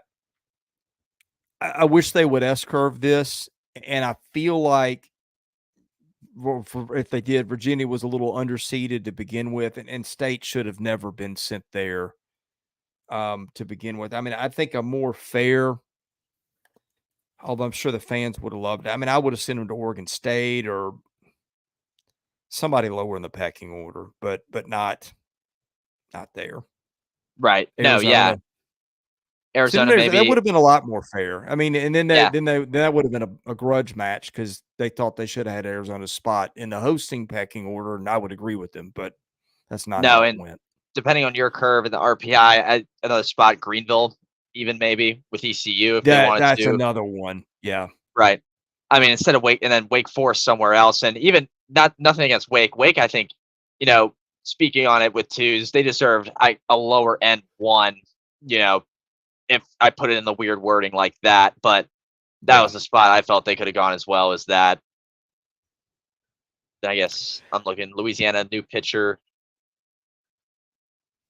Yeah, A&M has this about wrapped up, and I tell you what, they had, I guess if you want to call it a scare against Texas last night, but Yeah. I think more so it was more of a momentum kind of thing that they kept going, and into tonight they're going to head into a super. Again, seeing that they hold this one out, which I think they will, they're going to host a super, and they're going to be rolling right along with the other two top national seeds, Kentucky and Tennessee.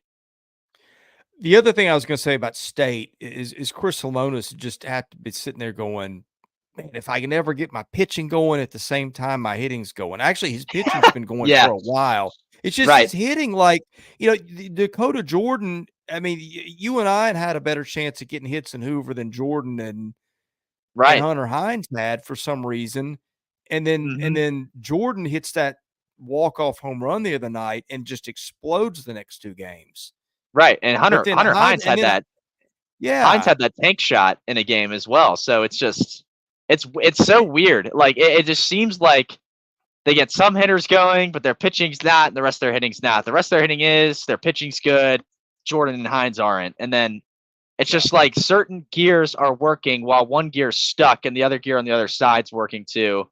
Yeah. Not to cut you off, but I'm with you. It's the weirdest. It's the weirdest on-field dynamic I think I've seen in my little short stint of watching college baseball. It's extremely weird, and they should be. I mean, they again, I just keep repeating it, but if they could play these two, not even the whole regional, these two Virginia games again, they would do it in a heartbeat because I think the outcomes Yeah. would be very different if they had the same box score and they just did it over again.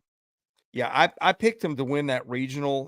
That was a little bit of a homer pick, a little bit of a Mm. maybe a not a homer pick, just a it's boring to pick all the one seeds and it never happens. So I'm like, that was a chance I was going to take. Right. But Yeah. I'm looking back, the last poor pitching performance they had, I think until this tournament was May 12th against Arkansas.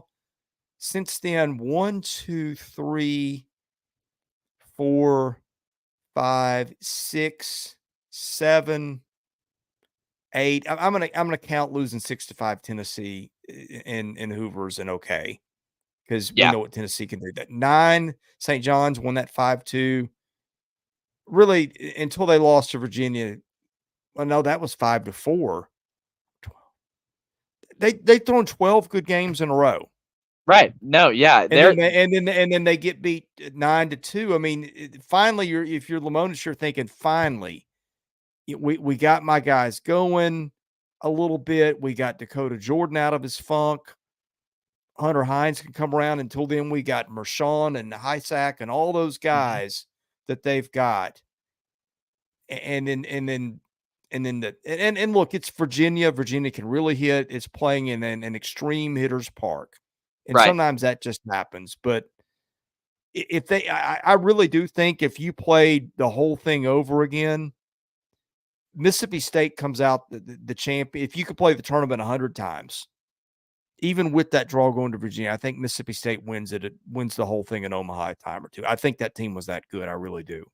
I do too. It is like it might be a big what if because even still, you don't have your lineup going, but Pico Cone, for being hurt a lot of the season and whatever, is doing what he needed to do in a start through 7 innings, giving up only 2 earned runs and 8 strikeouts. Then you have Gavin Black, who comes in as shoving left and right, and you put in Tyler Davis, who you said and you told me has been great this year in relief as well, and it just the entire table gets flipped on them, and it's just the weirdest thing. And it just was. And really, I'm looking at that spurt they had Virginia in the 9th, and it was just singles, fielders choices, wild pitches were brutal. That was really what kind of did them in a little bit. And those actually went to Carson Ligon, who finished the game out with the 2/3 to end it for Mississippi State, or to end that inning. But those in the end, kind of hurt them, and that was something we didn't mention either. I guess for tonight, the Bulldogs did have 3 errors, but once again, just talking about it. Yes, yeah, very much so. And but just looking at it from the whole perspective of what could have been, and Mississippi State easily could have made a deep run into at least Omaha at the very least. But like you said, the sky was the limit for that team, I think, after what we saw from Hoover. Yeah, I'm looking up Tyler Davis. I'm not sure if he'd given up a home run all year. Let's see how that finished out. Gave up 1 against Tennessee. Today he didn't give up a home run, but gave up 6 runs in an inning. Right. Yeah. No, not even an inning. He did not get an out, and that's your season. Yeah. Yeah. I mean, the outs were Gavin Black and then Carson Ligon, who came in after Davis, who came in after Black. In fact, he had given up, holy smokes. Okay, he gave up 2 runs against Florida on March the 29th. And I mean, the appearances since then, I'm going to count these quickly.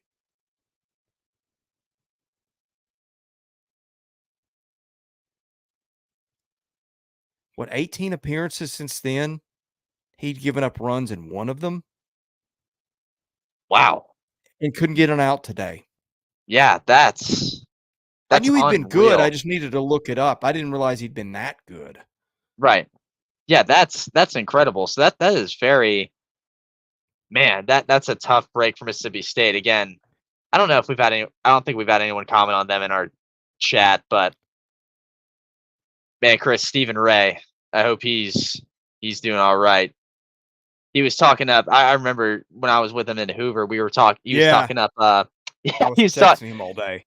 he was talking up well, one, he was talking up a host for Duty Noble, and when that happened, I was like, "Oh God, Stephen Ray! I bet he's kicking Yeah. himself about Our this." And buddy even Stingray is people know him.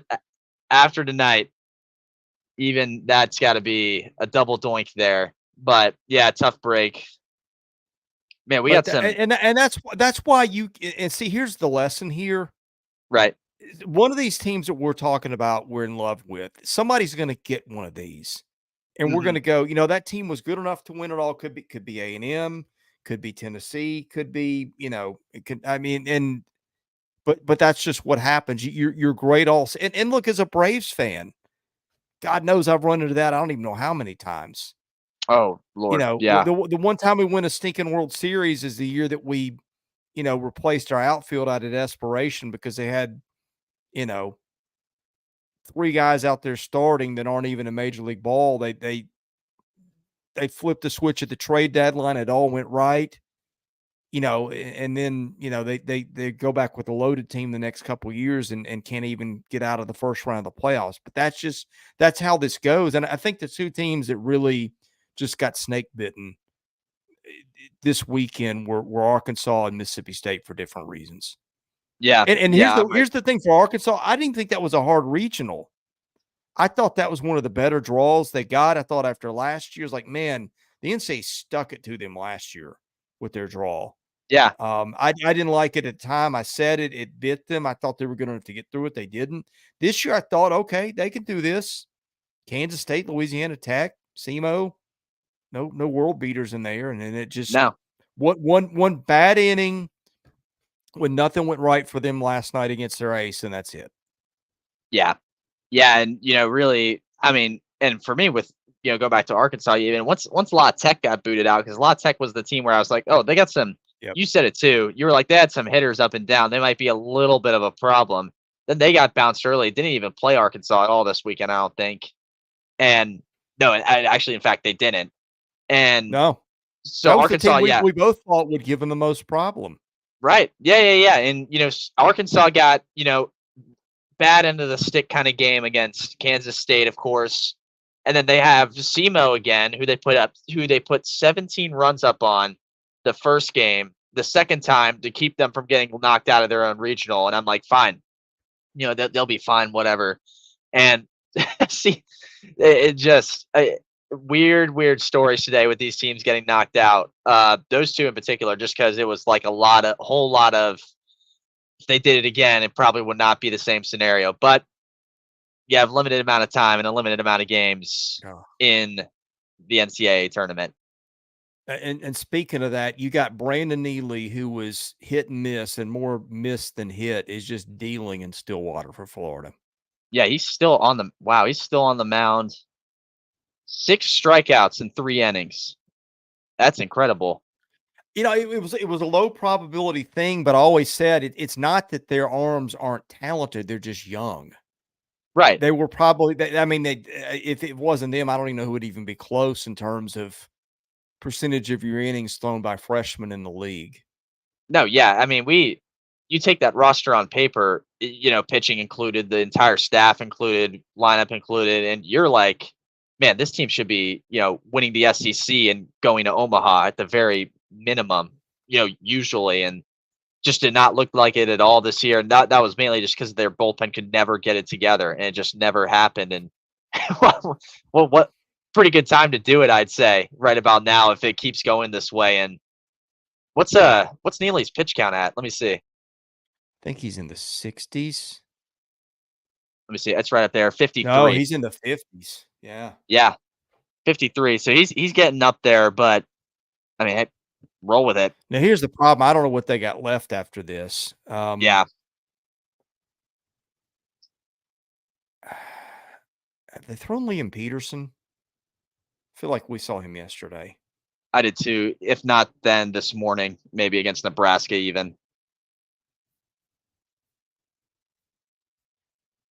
Yeah, you know, the weird thing, O'Sullivan is not a patient guy with his dudes. I mean, No. you have a bad at bat or two. That's it. He's going to Right. have to probably play his hand a little differently in this thing. Yes.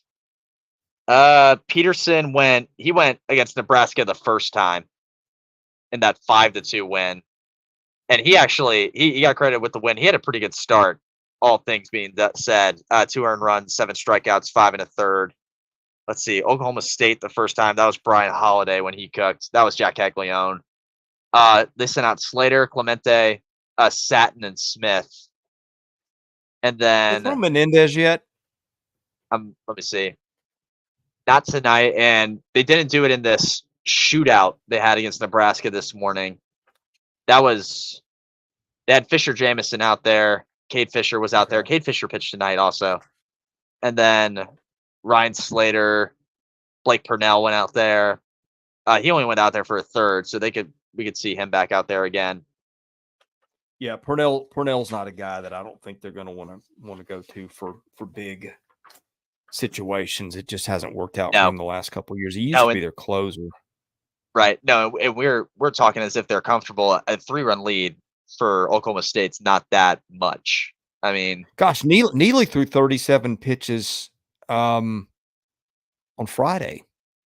Oh, really? Let me see. So I don't know how much longer you can go with it. I'm just not sure they've got. I went right over his name. Yeah. Wow. They got a lot to. I mean, they may get through this one, but getting through 2 against Oklahoma State may be tough. Yeah. We said that was just such a big story too. I think heading into this tournament was whether or not for everybody. I remember, being with some D1 guys, and they were talking about, does Florida have it in them to make some kind of a run if they were to get in? Because even, I mean, they didn't do anything in Hoover. They got bounced in one game by Vandy, but you you thought that might have affected their seeding, and it didn't. I mean, they got in as a 3. Granted, to a pretty tough regional host. I mean, I think Oklahoma State, I don't know if you're with me on this, Chris, they might be a tad underseeded. They're right there, but I mean, they won the Big 12 tournament, so they're a very tough team right now. And obviously, Florida got kind of host on that, but rightfully so with how their season went. And they're, I mean, doing all they can. There's another one. Neely's sitting here touching 95. 94, 95, just got out of the 7th. Nodding his head, feeling good. He's feeling very good about now. Feeling very, very good right now. Little stress in the Oklahoma State dugout, it looks like. And that team looks like it's a little tight.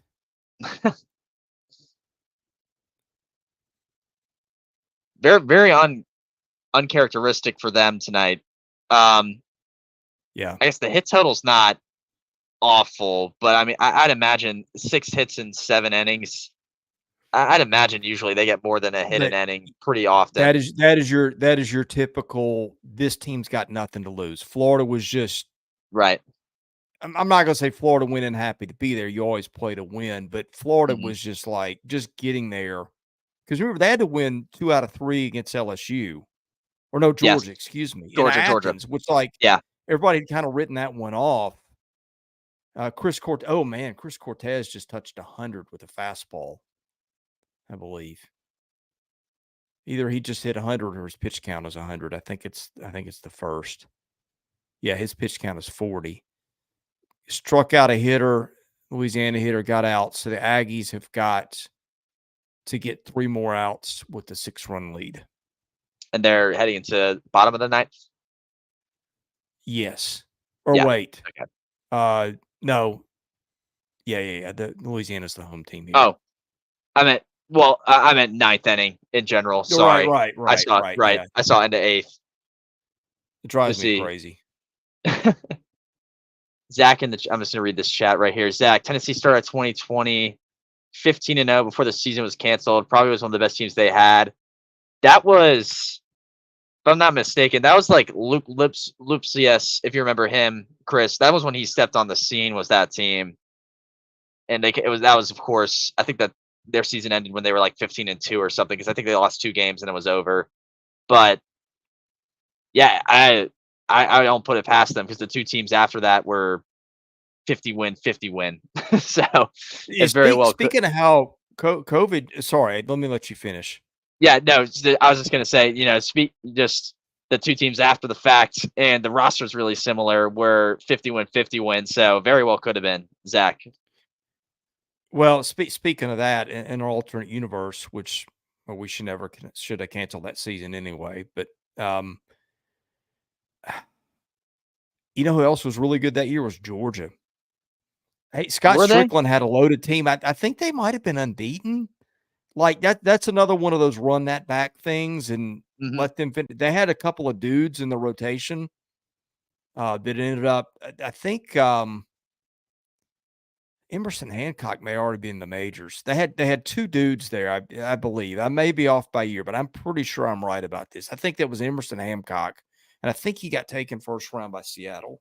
Somebody can Yeah, fact check me on this and let me know if I'm wrong. they weren't bad. 14-4.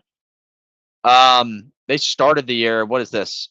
1-0, 2-0, 3-0, 4-0, 5-0, 6-0, 7-0, 7-0 to start the year. And then swept Georgia Tech. I'm trying to see. Actually, they didn't really get into the thick of their schedule, but yeah, they did not start the year that bad. There's 1, 2, 3, 4, 5, 6. I'm counting up a stat here. There's 6 games, so 6 out of their 18 games were 1-run games or shutouts. But when it was all said and done, so they had the pitching that year too. That's an interesting team when Yeah, you look that's at that's it. hard to pitch like that in Foley. You see how the ball gets out, Yes. especially with left-handed hitters. But yeah, I mean, another Vanderbilt had Rocker and Leiter that year. That would have Hmm. been interesting to see how that it went, if it played out. Right. Austin Martin was on that team. I mean, that would have been. Oh man, I wish we had a unit. Maybe they make a NCAA video game for baseball one day. Now that everybody's getting paid, Bring it back. let's play the 2020 season over again. See how it Right. would have gone. Just have the players play themselves on the video game on a live stream Right. and do it that way.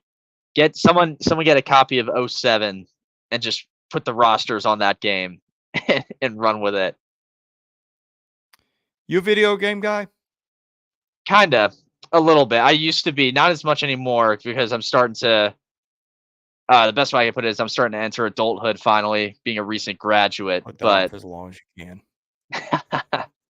I'll try. I used to be though. I used to be way bigger than I am now. Now it's like when I'm really, really bored, like really, really bored. But I used to. Oh my gosh, when I was a kid, I can't tell you how many times it was. What NCAA football game? '09 on the Wii. They had like the. I think that was the first time. One of the first times they had mascot mode on there, and I would just have a field day with that. That was one of my big plays. Was that game? Speaking of stuff kids can do that married adults can't, your hat collection. Oh my I'm a little goodness. disappointed. We've seen this one before. I You can't know. even This do a is baseball well, hat tonight. this is a recency bias, just because Okay. Valhalla is the PGA Championship course they played at, and I went up there for a practice round. So this one's like kind of fresh and needs to be worn in, so to speak. So I've been having that one on, but I have.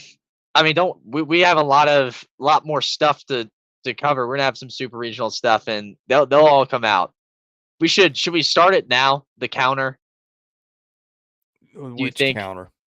the hat counter that I got? So we got the Nats from Yeah, this sure. Why morning, not? and then Valhalla Golf Club. We'll do that. So that's 2. How many major league hats? How many different major league teams can you represent? I'm trying to think. So Rays, Nats, Brewers. Brewers is still at school, so we might not be seeing that Okay. one. I still have to go get Which some Brewers stuff. hat do you have? The one now, but they went back to the glove. I think it's the The road old ones, I school? guess. Yeah, it's one Oh, color. It's that's a all killer navy. hat. Yeah, I like the logo is awesome. That's probably, I'd say, one of the best baseball logos out there right now. Maybe the best. Maybe the best. I'm a fan of too, the little A for the Braves. You're repping it. This hat is a killer hat. Yes, and then I think that they're City Connect, so they're not when they have the modern A, but that kind of colorway, and it Yeah. says the A on the uniform. Yeah, those ones they blow it out of the park with their branding. I'll be down there in 2 weeks. What game? My Father's Day gift from my family. I've already been told it's Oh, Braves game. how nice of I them. think they're playing the Tigers. Yeah, well, we'll take out a second mortgage to go down there, but that's how it goes. Might have been a gift to my son too. He's Right. Well, you big saw. Braves guy. Yeah. Well, you saw. I was down there, and I was in the Battery, walking around, and some of the.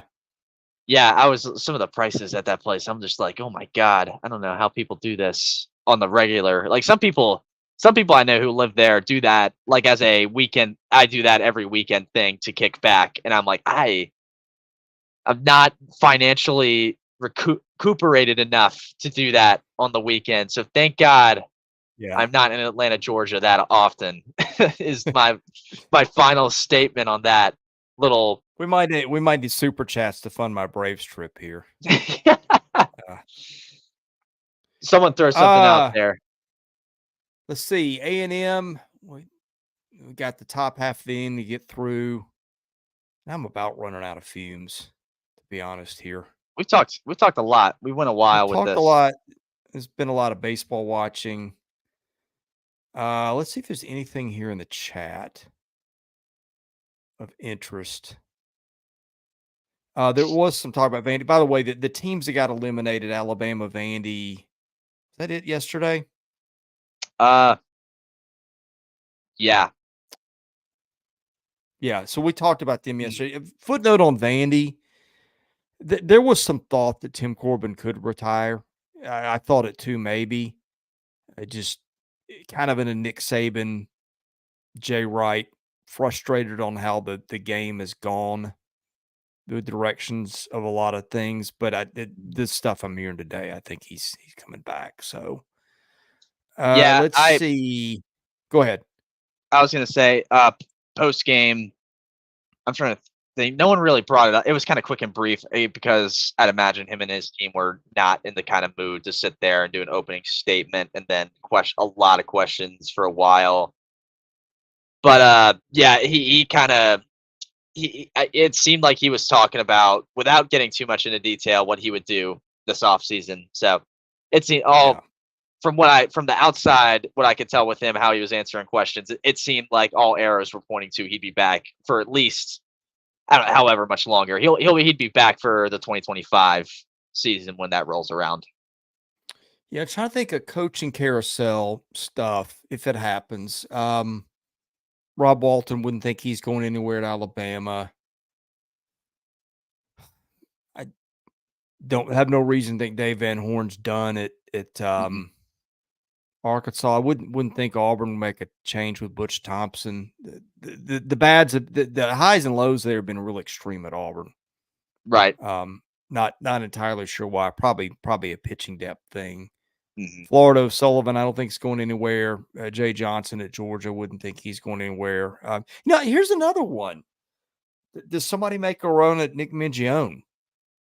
He's got to be getting people's attention. I got nothing to base that on, but I mean, why wouldn't you? I saw something today that was interesting too. I was just like aimlessly scrolling on the internet, and I came across not this year's, but it was 2023's. How much is each coach in the SEC getting paid? And you had Tim Corbin was the most at like 2.5 million. You had the guys who were up at the top were Vitale was in the millions. You had Van Horn in the millions. You had O'Sullivan was in the millions. Guess how much Mangione was getting paid, or at least got paid in 2023? It's kind of baffled me a little 500. bit. Yeah, 500,000 compared to some of these other guys, and I was like, man, he deserves. He's $1 million name at this point. I have no idea what his contract is or anything like that, but or how it works. But I just thought that was very interesting, especially after this year. I mean, they split the SEC title for the regular season, and they're going to another super regional. So he's making his keep, which is 500,000 compared to a lot of these other coaches who are in the millions. I don't know the answer to this, but I would guess that the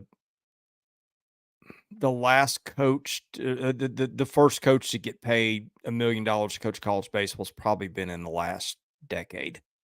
Okay. Probably Texas, but I'm just spitballing. By the way, Blue 2017 said Nick's not going anywhere. I had forgotten something. I'm just thinking about this. I heard on the broadcast he kind of called that his dream job. So, take that for what it's worth. Right. But I mean, look, that's what happens when you win at a place like Kentucky where you haven't won. People come for your coach. It's just going to Yeah. happen. So I don't know what I mean. You saw the crazy offseason in basketball with Kentucky, Arkansas. No, the baseball's not there yet. Here's another. I'm thinking. I don't think there's going to be coaching changes in Mississippi. Lamona's was one that I think people thought was almost dead man walking coming into the year. But I mean, I can't see, that still 3 years removed from a national title and a really good year this year. Could have, a break or two here or there. We talked about that early in the show. That goes differently. Missouri, Carrick Jackson just got there, did a good job. Kingston's the one we're watching. Mhm. I'm I'm looking. I have a D1's list pulled up of a 2024 carousel. And this was updated recently as if, just kind of job. This was right after conference tournaments. No one in the SEC, I guess. The major name, if there was any here, Brian Peters at Long Beach State. He's out there. He's not going to end up at any SEC school, I can imagine. But Long Beach State's always had good baseball, or they've had good resources for it. It's been a minute, right? But we'll have to see where he ends up, and then I'm trying to see anyone. No one really significant. There's a bunch of mid majors, really. Yeah, no one SEC either. So yeah, Texas is going to be the domino if they get rid of Pierce. I mean, Texas got a 3 seed. I don't know where that is or isn't, but I mean, I would think they would kick the tires on Vitello. Oh, here's another one, Schlossnagle. really, I think, yeah. I mean, they'll ask at least, right? and why wouldn't you? Ooh, can you Tim imagine Corbin would probably that? get a feeler. Right? Can you imagine the waves, the tidal waves that would send if in some weird alternate Oh yeah. universe? Oh my goodness! Another strikeout for Neely. He's working. See, that'll be the interesting thing. Is I don't know how many of these guys that Jimmy Sexton represents. I don't know how much he is or isn't into the baseball thing. I never thought about it until just now. But you've seen the crazy money that SEC basketball coaches get paid now, which was not a thing a decade ago. I'm wondering if now you start to see some of that happen in baseball, because why not? I mean, these guys are for the whatever Tennessee's paid Tony Vitello has been worth it many times over in what they've done. Whatever Vanderbilt's paid Tim Corbin, worth it many times over. Jim Schlossnagle's earning his money at A&M. I mean, the TV revenues are going up. The interest is going up. These parks are full for big series. You've seen stadium expansions. I mean, you can get a lot of bang for the buck for a baseball coach right now. Now, I don't know how profitable those sports are, but I don't know how much people seem to care. It's, it's a pride thing. So, Right. No, and you just told me. I mean, I was like, oh yeah, this SEC coach $1 million, this SEC coach $1 million, Tim Corbin $2 million, blah blah blah. And you were like, yeah, that's a recent thing. And I was like, oh wow, I didn't really, anticipate that. But if anything, it's gonna, I mean, just keep growing. I mean, we saw that even college football coaches, if you go way back, got nothing, and you look at it now. it's just become millions upon millions of dollars with some of these contracts you see. And that's obviously Yeah. way, way different end of the spectrum than college baseball and always will be. But it just goes to show college sports in general how much it's kind of progressed from that sort of perspective. Yeah, I'm saying that if you're working down from the bottom up on the interest scale, Missouri's 16 to 16. Hmm. Um, and Carrick Jackson did a nice job. After that, maybe Georgia might be 15, but I mean that place was lit this weekend, and Right. you could throw a stick and hit talent from Athens. Yeah. Oh, yeah. Yeah. Yeah. I mean Charlie Condon's from there, but in Atlanta, I mean you got that's one that even if the fans, I mean the fans there are notorious for being interested in football and nothing else, But I mean you saw them, their tennis was better for basketball this year. Hmm. I mean, it's a baseball. There's interest in the state of Georgia for baseball, and as much talent as you'll find just about anywhere within 100 miles of that campus, 100, Very much so. So I Right. mean, that's Yeah. that's one that like even if the fans aren't packing the rafters for a midweek game with Wofford or whatever, you're still just because of geography, you've got an advantage. I mean, other than that, um, yeah, I'll be interested to see what happens at Oklahoma. Right. How much they care. That's been one where I don't know that their facilities have been way behind, but you get in the SEC, you kinda had no choice but to catch up, so Yeah. Absolutely. Another here's I don't know if we've or you've touched on this a little bit. We haven't done a separate sort of thing about it, but a name I did see in the millions also when I was looking at that thing, Mike Bianco. And obviously that I was, meant to bring up, that one up. yeah, that was in jeopardy a little bit, based on how this season ended and stuff. But that obviously the stuff came out. There's nothing gonna happen with it. I mean, he's gonna come back, and in the end, I mean, I with Ole Miss, I think very much the right move. Like you said, you were just talking about Lemoyne being just removed from a national title. You go back a year before, or I'm sorry, a year after. There's Mike Bianco. So there's not a whole lot you could do about that. It's just a really off season, and obviously they were Yeah. giving him bread upon bread compared to some of the other coaches in the league. So it's not the worst move in the world at all, and it's definitely like I would say it was one of those. The seats got a little warmer. You know what I mean? But you're still good. I mean, just get back to the Ole Miss way of playing baseball, which I feel like they could do in a heartbeat. Okay, here's one I didn't have on the bingo card. Brandon Neely's gotten out of the 8th. Florida has got, what, a 3-run lead, 5-2. Florida has struck out 15 guys tonight. If you'd said Goodness coming gracious. into Stillwater Florida's gonna be alive in game 4.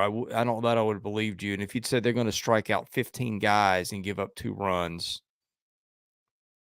1 earned, I don't know that I would believe that either, but welcome to postseason baseball.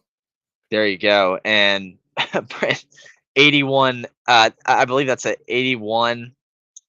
He's up there. 81 pitches for Neely. Yeah. Uh, yeah, 17 batters faced, struck out 11, all in 4 Gosh. and 2/3. That You're is getting into a little bit of I mean, he threw 37 pitches on Friday so Friday that's afternoon, if you wanna distinguish a little right. bit, so there's That's a like a little hun- more rest built in, but, I mean, I could see him come back and throw 37. that's That's a lot of 130 pitches in pitches. 2 or 3 days. Yeah. That's a I don't lot of know. pitching. That's not really been Kevin O'Sullivan's style, but it's a Desperate different times, spot. desperate measures. Right. They're in Yeah. they're in territory they're not used to being in with him. I mean, usually they're in Gainesville, with a nice easy draw, so to speak, heading into a super that they maybe can host, but they're fighting for their life with the water right at their eyes. So Speaking of this is interesting. A&M is going to Justin Lampkin to close it out with a 9-1 lead. Has pulled Chris Cortez. I guess that's a why not. he'd been one of their starters. The second half of the season didn't go too well for him. Get him some confidence, see if it goes well, and Right. if not, just turn it over to Brad Rudis, who was warming up an hour ago. I don't know if he's still in the picture or not, but I mean, A&M's got enough arms to get out of this either way. Well, we've done 2 hours. Go ahead. I was about to say they're comfortable enough to go ahead and get it done, and I would assume he's going to be one of their starters at least, or open for their super. Yeah. So yeah, this is not a bad move, but all I had to say. Is this the year? I'm trying to remember if they're doing any supers on Thursday this year, or no? Let me look. What was it? Was it? You know what they did in the past? I think they would go. Actually, they start Friday and Saturday, I think. So you might build in a little rest. Blue's asking about Oregon State. Oregon State got rain delayed,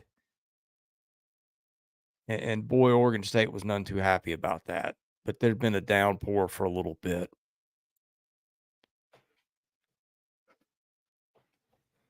So we've got, let's see, Tennessee, Florida State, Kansas State, Virginia.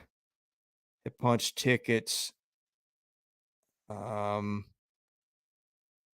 East Carolina, the Greenville Regional decided tomorrow night. Oklahoma going down as we speak. A&M looks like they're going to move on. Yeah, A&M is going to be over. Grand Canyon, West Virginia. Is West Virginia still up big in that one? They are, 10-4 in the top of the 7th on Grand Canyon. Okay. So they're up big. I guess we'll get to Chapel Hill tomorrow as well. That game's at 6. LSU and UNC. And then, that Oklahoma game is coming down the wire, actually. And then Oregon with a lead right now on UCSB. So that Santa Barbara Regional is going to have a game tomorrow as well, if I'm not mistaken. Gosh, we've been on a while. Yeah. Is that the 8th inning for Oklahoma? It feels like it was just the 3rd inning 15 minutes ago. It is, yes. I said that too about A&M. I thought this was like when we initially got on, and we've been on a while, but A&M, that at the beginning of the stream, I was like, that game, I thought it was like the 2nd inning, and it was deep into the 6th. Kentucky's in, North Carolina State's in, Georgia's in, Clemson's in. Kentucky's awaiting the result of this one. I think Oregon State's up. Yeah, they're 2-0 in this one. So Oregon State winning tonight would end that. You got Clemson's in, awaiting whatever happens in Stillwater. And then you've got A&M is about to do this thing here in a few minutes. And we'll await the winner of Oregon Santa Barbara. Right. And that'll be tomorrow if this holds with Oregon. And Santa Barbara's in the driver's seat in that one, right? Yes. And Oregon's up 3-0. So it would be top of the 9th. It looks like here, Oregon just needs 3 outs, assuming they just started the inning to kind of seal that one. Yeah, I paid zero attention to that one. Okay.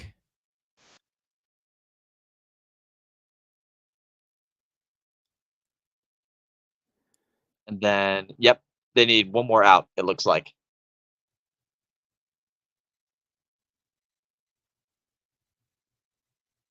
That Oklahoma just got a run. No, I'm sorry.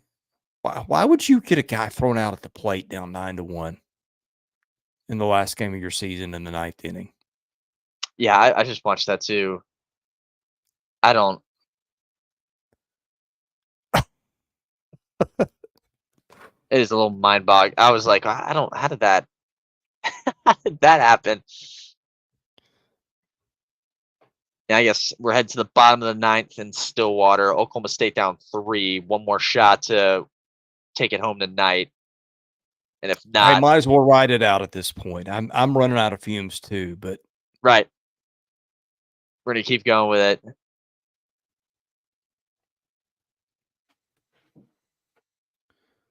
Oklahoma's just gone ahead. You want to know something too, Chris? That's weird. I guess it hasn't been like an incredible run scoring night for Florida, but Cade Kirkland I'll throw him in here with Jac Caglianone. They're combined 0 for 8 tonight at the plate, and they're finding themselves winning, which is strange. Usually They I used up wouldn't all think their that. hits in the first game. Yeah, I know. They had like 10 RBIs, it seemed like. That was really interesting. I didn't think they'd have a lead and then have that in the box score. Then I'm looking over at Oklahoma State. Yeah, their starter kind of crumbled this tonight. Carson Bench, who might have been all Big 12. I'm not sure. That sounds like a really familiar name.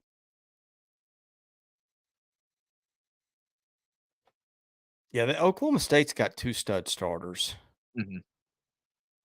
And they got a little bit of a bullpen too.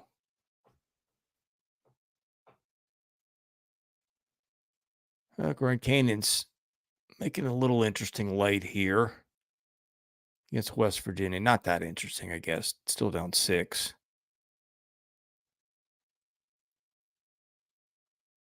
Why did Texas A&M disappear from the screen? Is that one done?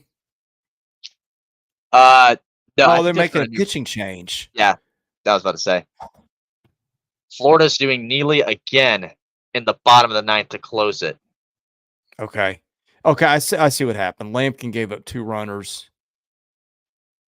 And so they went to Rudis, which is again why I wondered why they went to Lampkin in the first place. So that's what it is. With 2 outs to go and 2 guys on.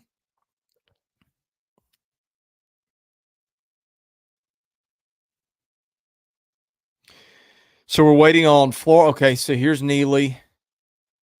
And OSU is the home team in this one.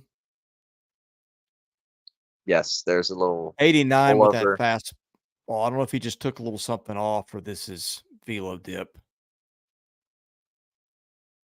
Got a good roll over there. I guess your answer. How about that? 2 outs to go for the Gators. This is this pitching night from him. I mean, if he could pull this out and get these final 2 outs, that would be, regardless of doing that. But if he can do that on top of it, I mean, he did not want to go home, is what that means. I'm going to try to see who Florida would have available for tomorrow night while we're doing this. Yeah. Because we're going to do this anyway, so might as well do it now. Right. They would, I mean, what regional is, that's a Clemson? I just had this up too. They would meet the winner. They would meet Clemson, yeah. Okay, that's what I thought. Which would be in Clemson.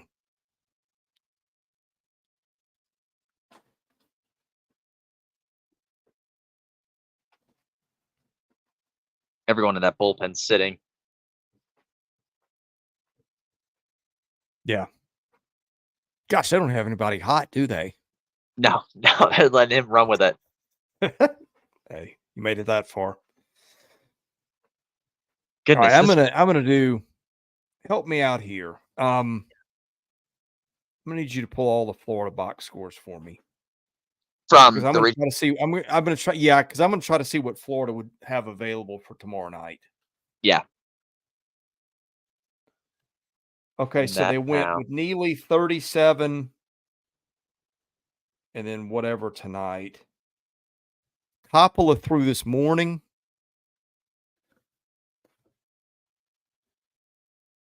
Jameson threw 19 on Friday.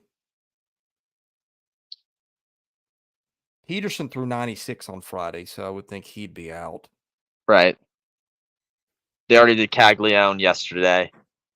Okay, yesterday Caglianone through the let's say they lost last night, correct? Yes. He had 91 pitches. Okay. Who else threw in that game? Ryan Slater had 29. Clemente had 19. Jake Clemente. Robert Satin had 18. And then Grayson Smith went 40 pitches. Okay. And then And give then me the Nebraska game today. yeah, that was a lot of guys. Pierce Capola went 85. Fisher again, he had 19. Hang Slater on, slow again, he had down. oh sorry. Capola 85, then who? Yeah. Jameson Fisher or Fisher Jameson, I'm sorry. Fisher 19. threw. So he's thrown 19 twice. Right. Okay, who else? Ryan Slater, he had the win. He had 15 pitches. Okay. Cade Fisher had 11, but he was also in there tonight. Yeah.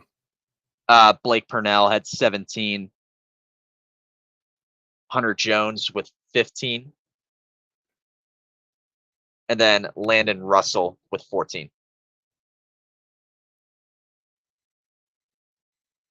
I'd be lying if I told you I knew who Hunter Jones was. Okay, I guess I wonder if Frank Menendez made the travel roster. That's one that you could see. I'm guessing if he hasn't thrown yet, he won't throw. So tonight they've gone in this game.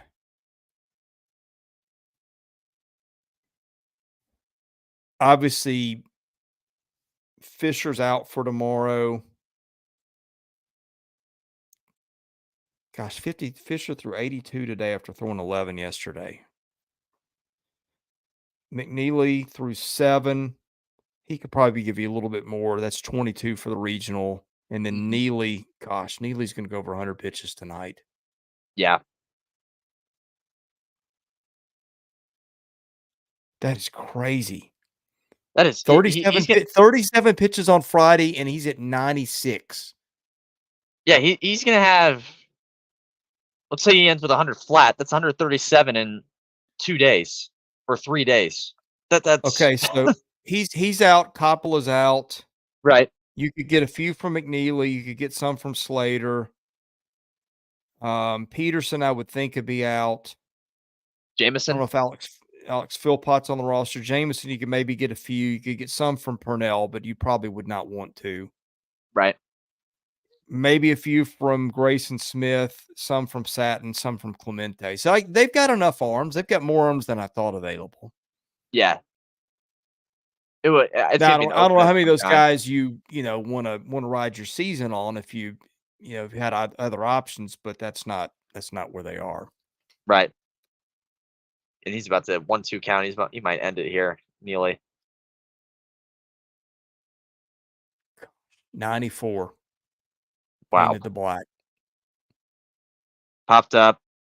Oh, is it going to be 100 flat? Foul. When do Super start in the chat? Supers are next weekend. I've seen some crazy things in regionals. I don't know that I've ever seen 100 pitches plus 2 days after 37. Yeah, that's. Did you have let me look at his stat line too.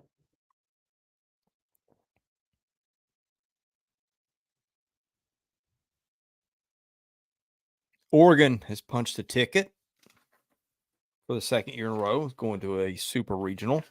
There you go.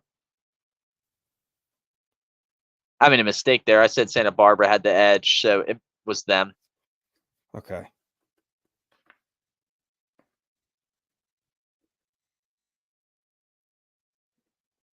And they'll face presumably A&M. A&M's taking its sweet time and getting the last out here. There it is. Wow.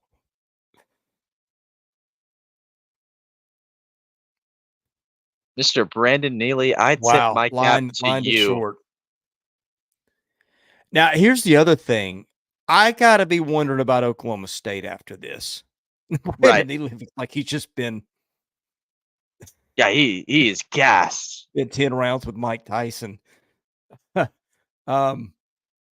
Gosh. Yeah, and that's where you start because all the pressure now shifts back to Oklahoma State. Right. And you see teams falter in that spot sometimes. Yeah.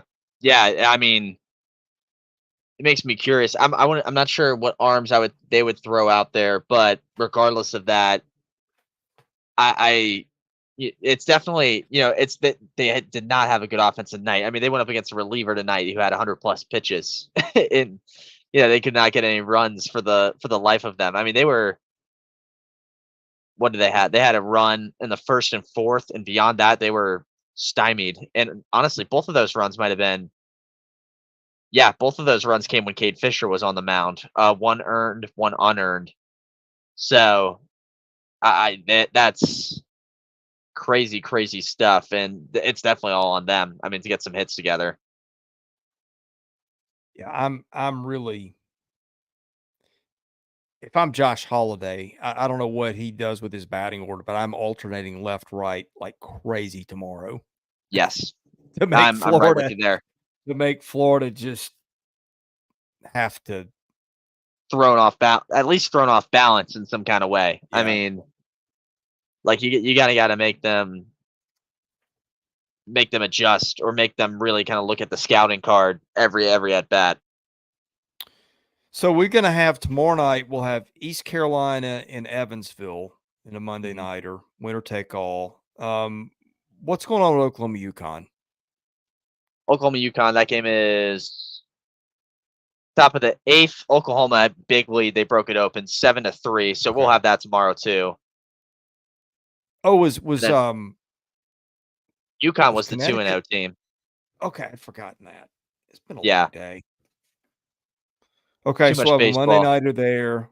Um, presuming West Virginia, which is up 6, A&M can't close this thing out.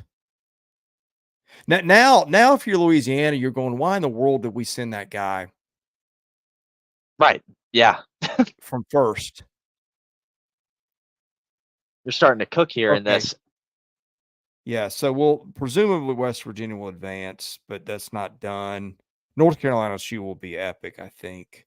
That'll be awesome. And then Oregon, Irvine, who knows when they finish that. We got Georgia, NC State locked in for next week, and we got Florida, Oklahoma State again, right. and then A&M is either going to close this out or it's not. Yeah. Which you still got even a home run here. You're still up 2 with 1 out to go. Right. This is almost insurmountable, it seems. 0-2 count as well. And that's why I think A&M is going to be just so tough because it's just Mhm. got so many guys. I mean, you're seeing teams that are like, how are they going to do this? And they've got, Right. okay, we're fine. It didn't go well for Lampkin. Let's throw Rudis out there again. He's fine. Right. Right.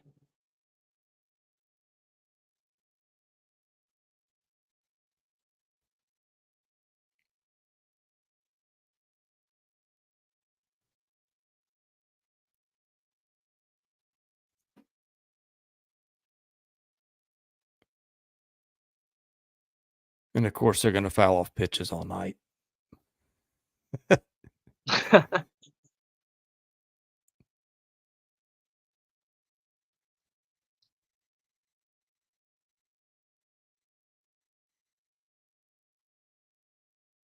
There we go.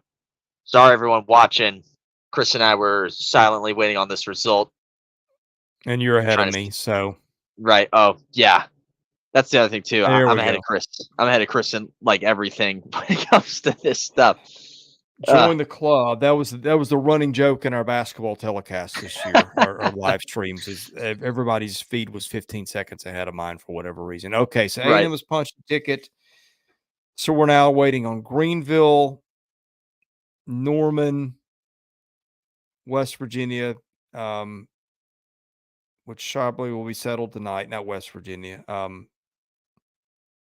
Tucson, Mhm. which Arizona got eliminated from many moons ago. And Oregon State, UC Irvine, whenever they do or don't resume that tonight. One more night in Stillwater, and yeah, that's it. So That is really it. I'm going to sleep well. We'll talk baseball at some point tomorrow. Yes, we will. I'll get my energy back and we'll figure it out. But thank you course. everybody for watching. Mhm.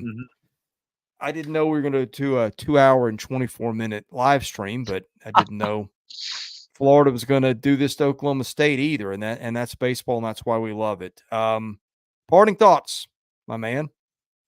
We got some good games tomorrow. I mean, LSU North Carolina is going to be sick.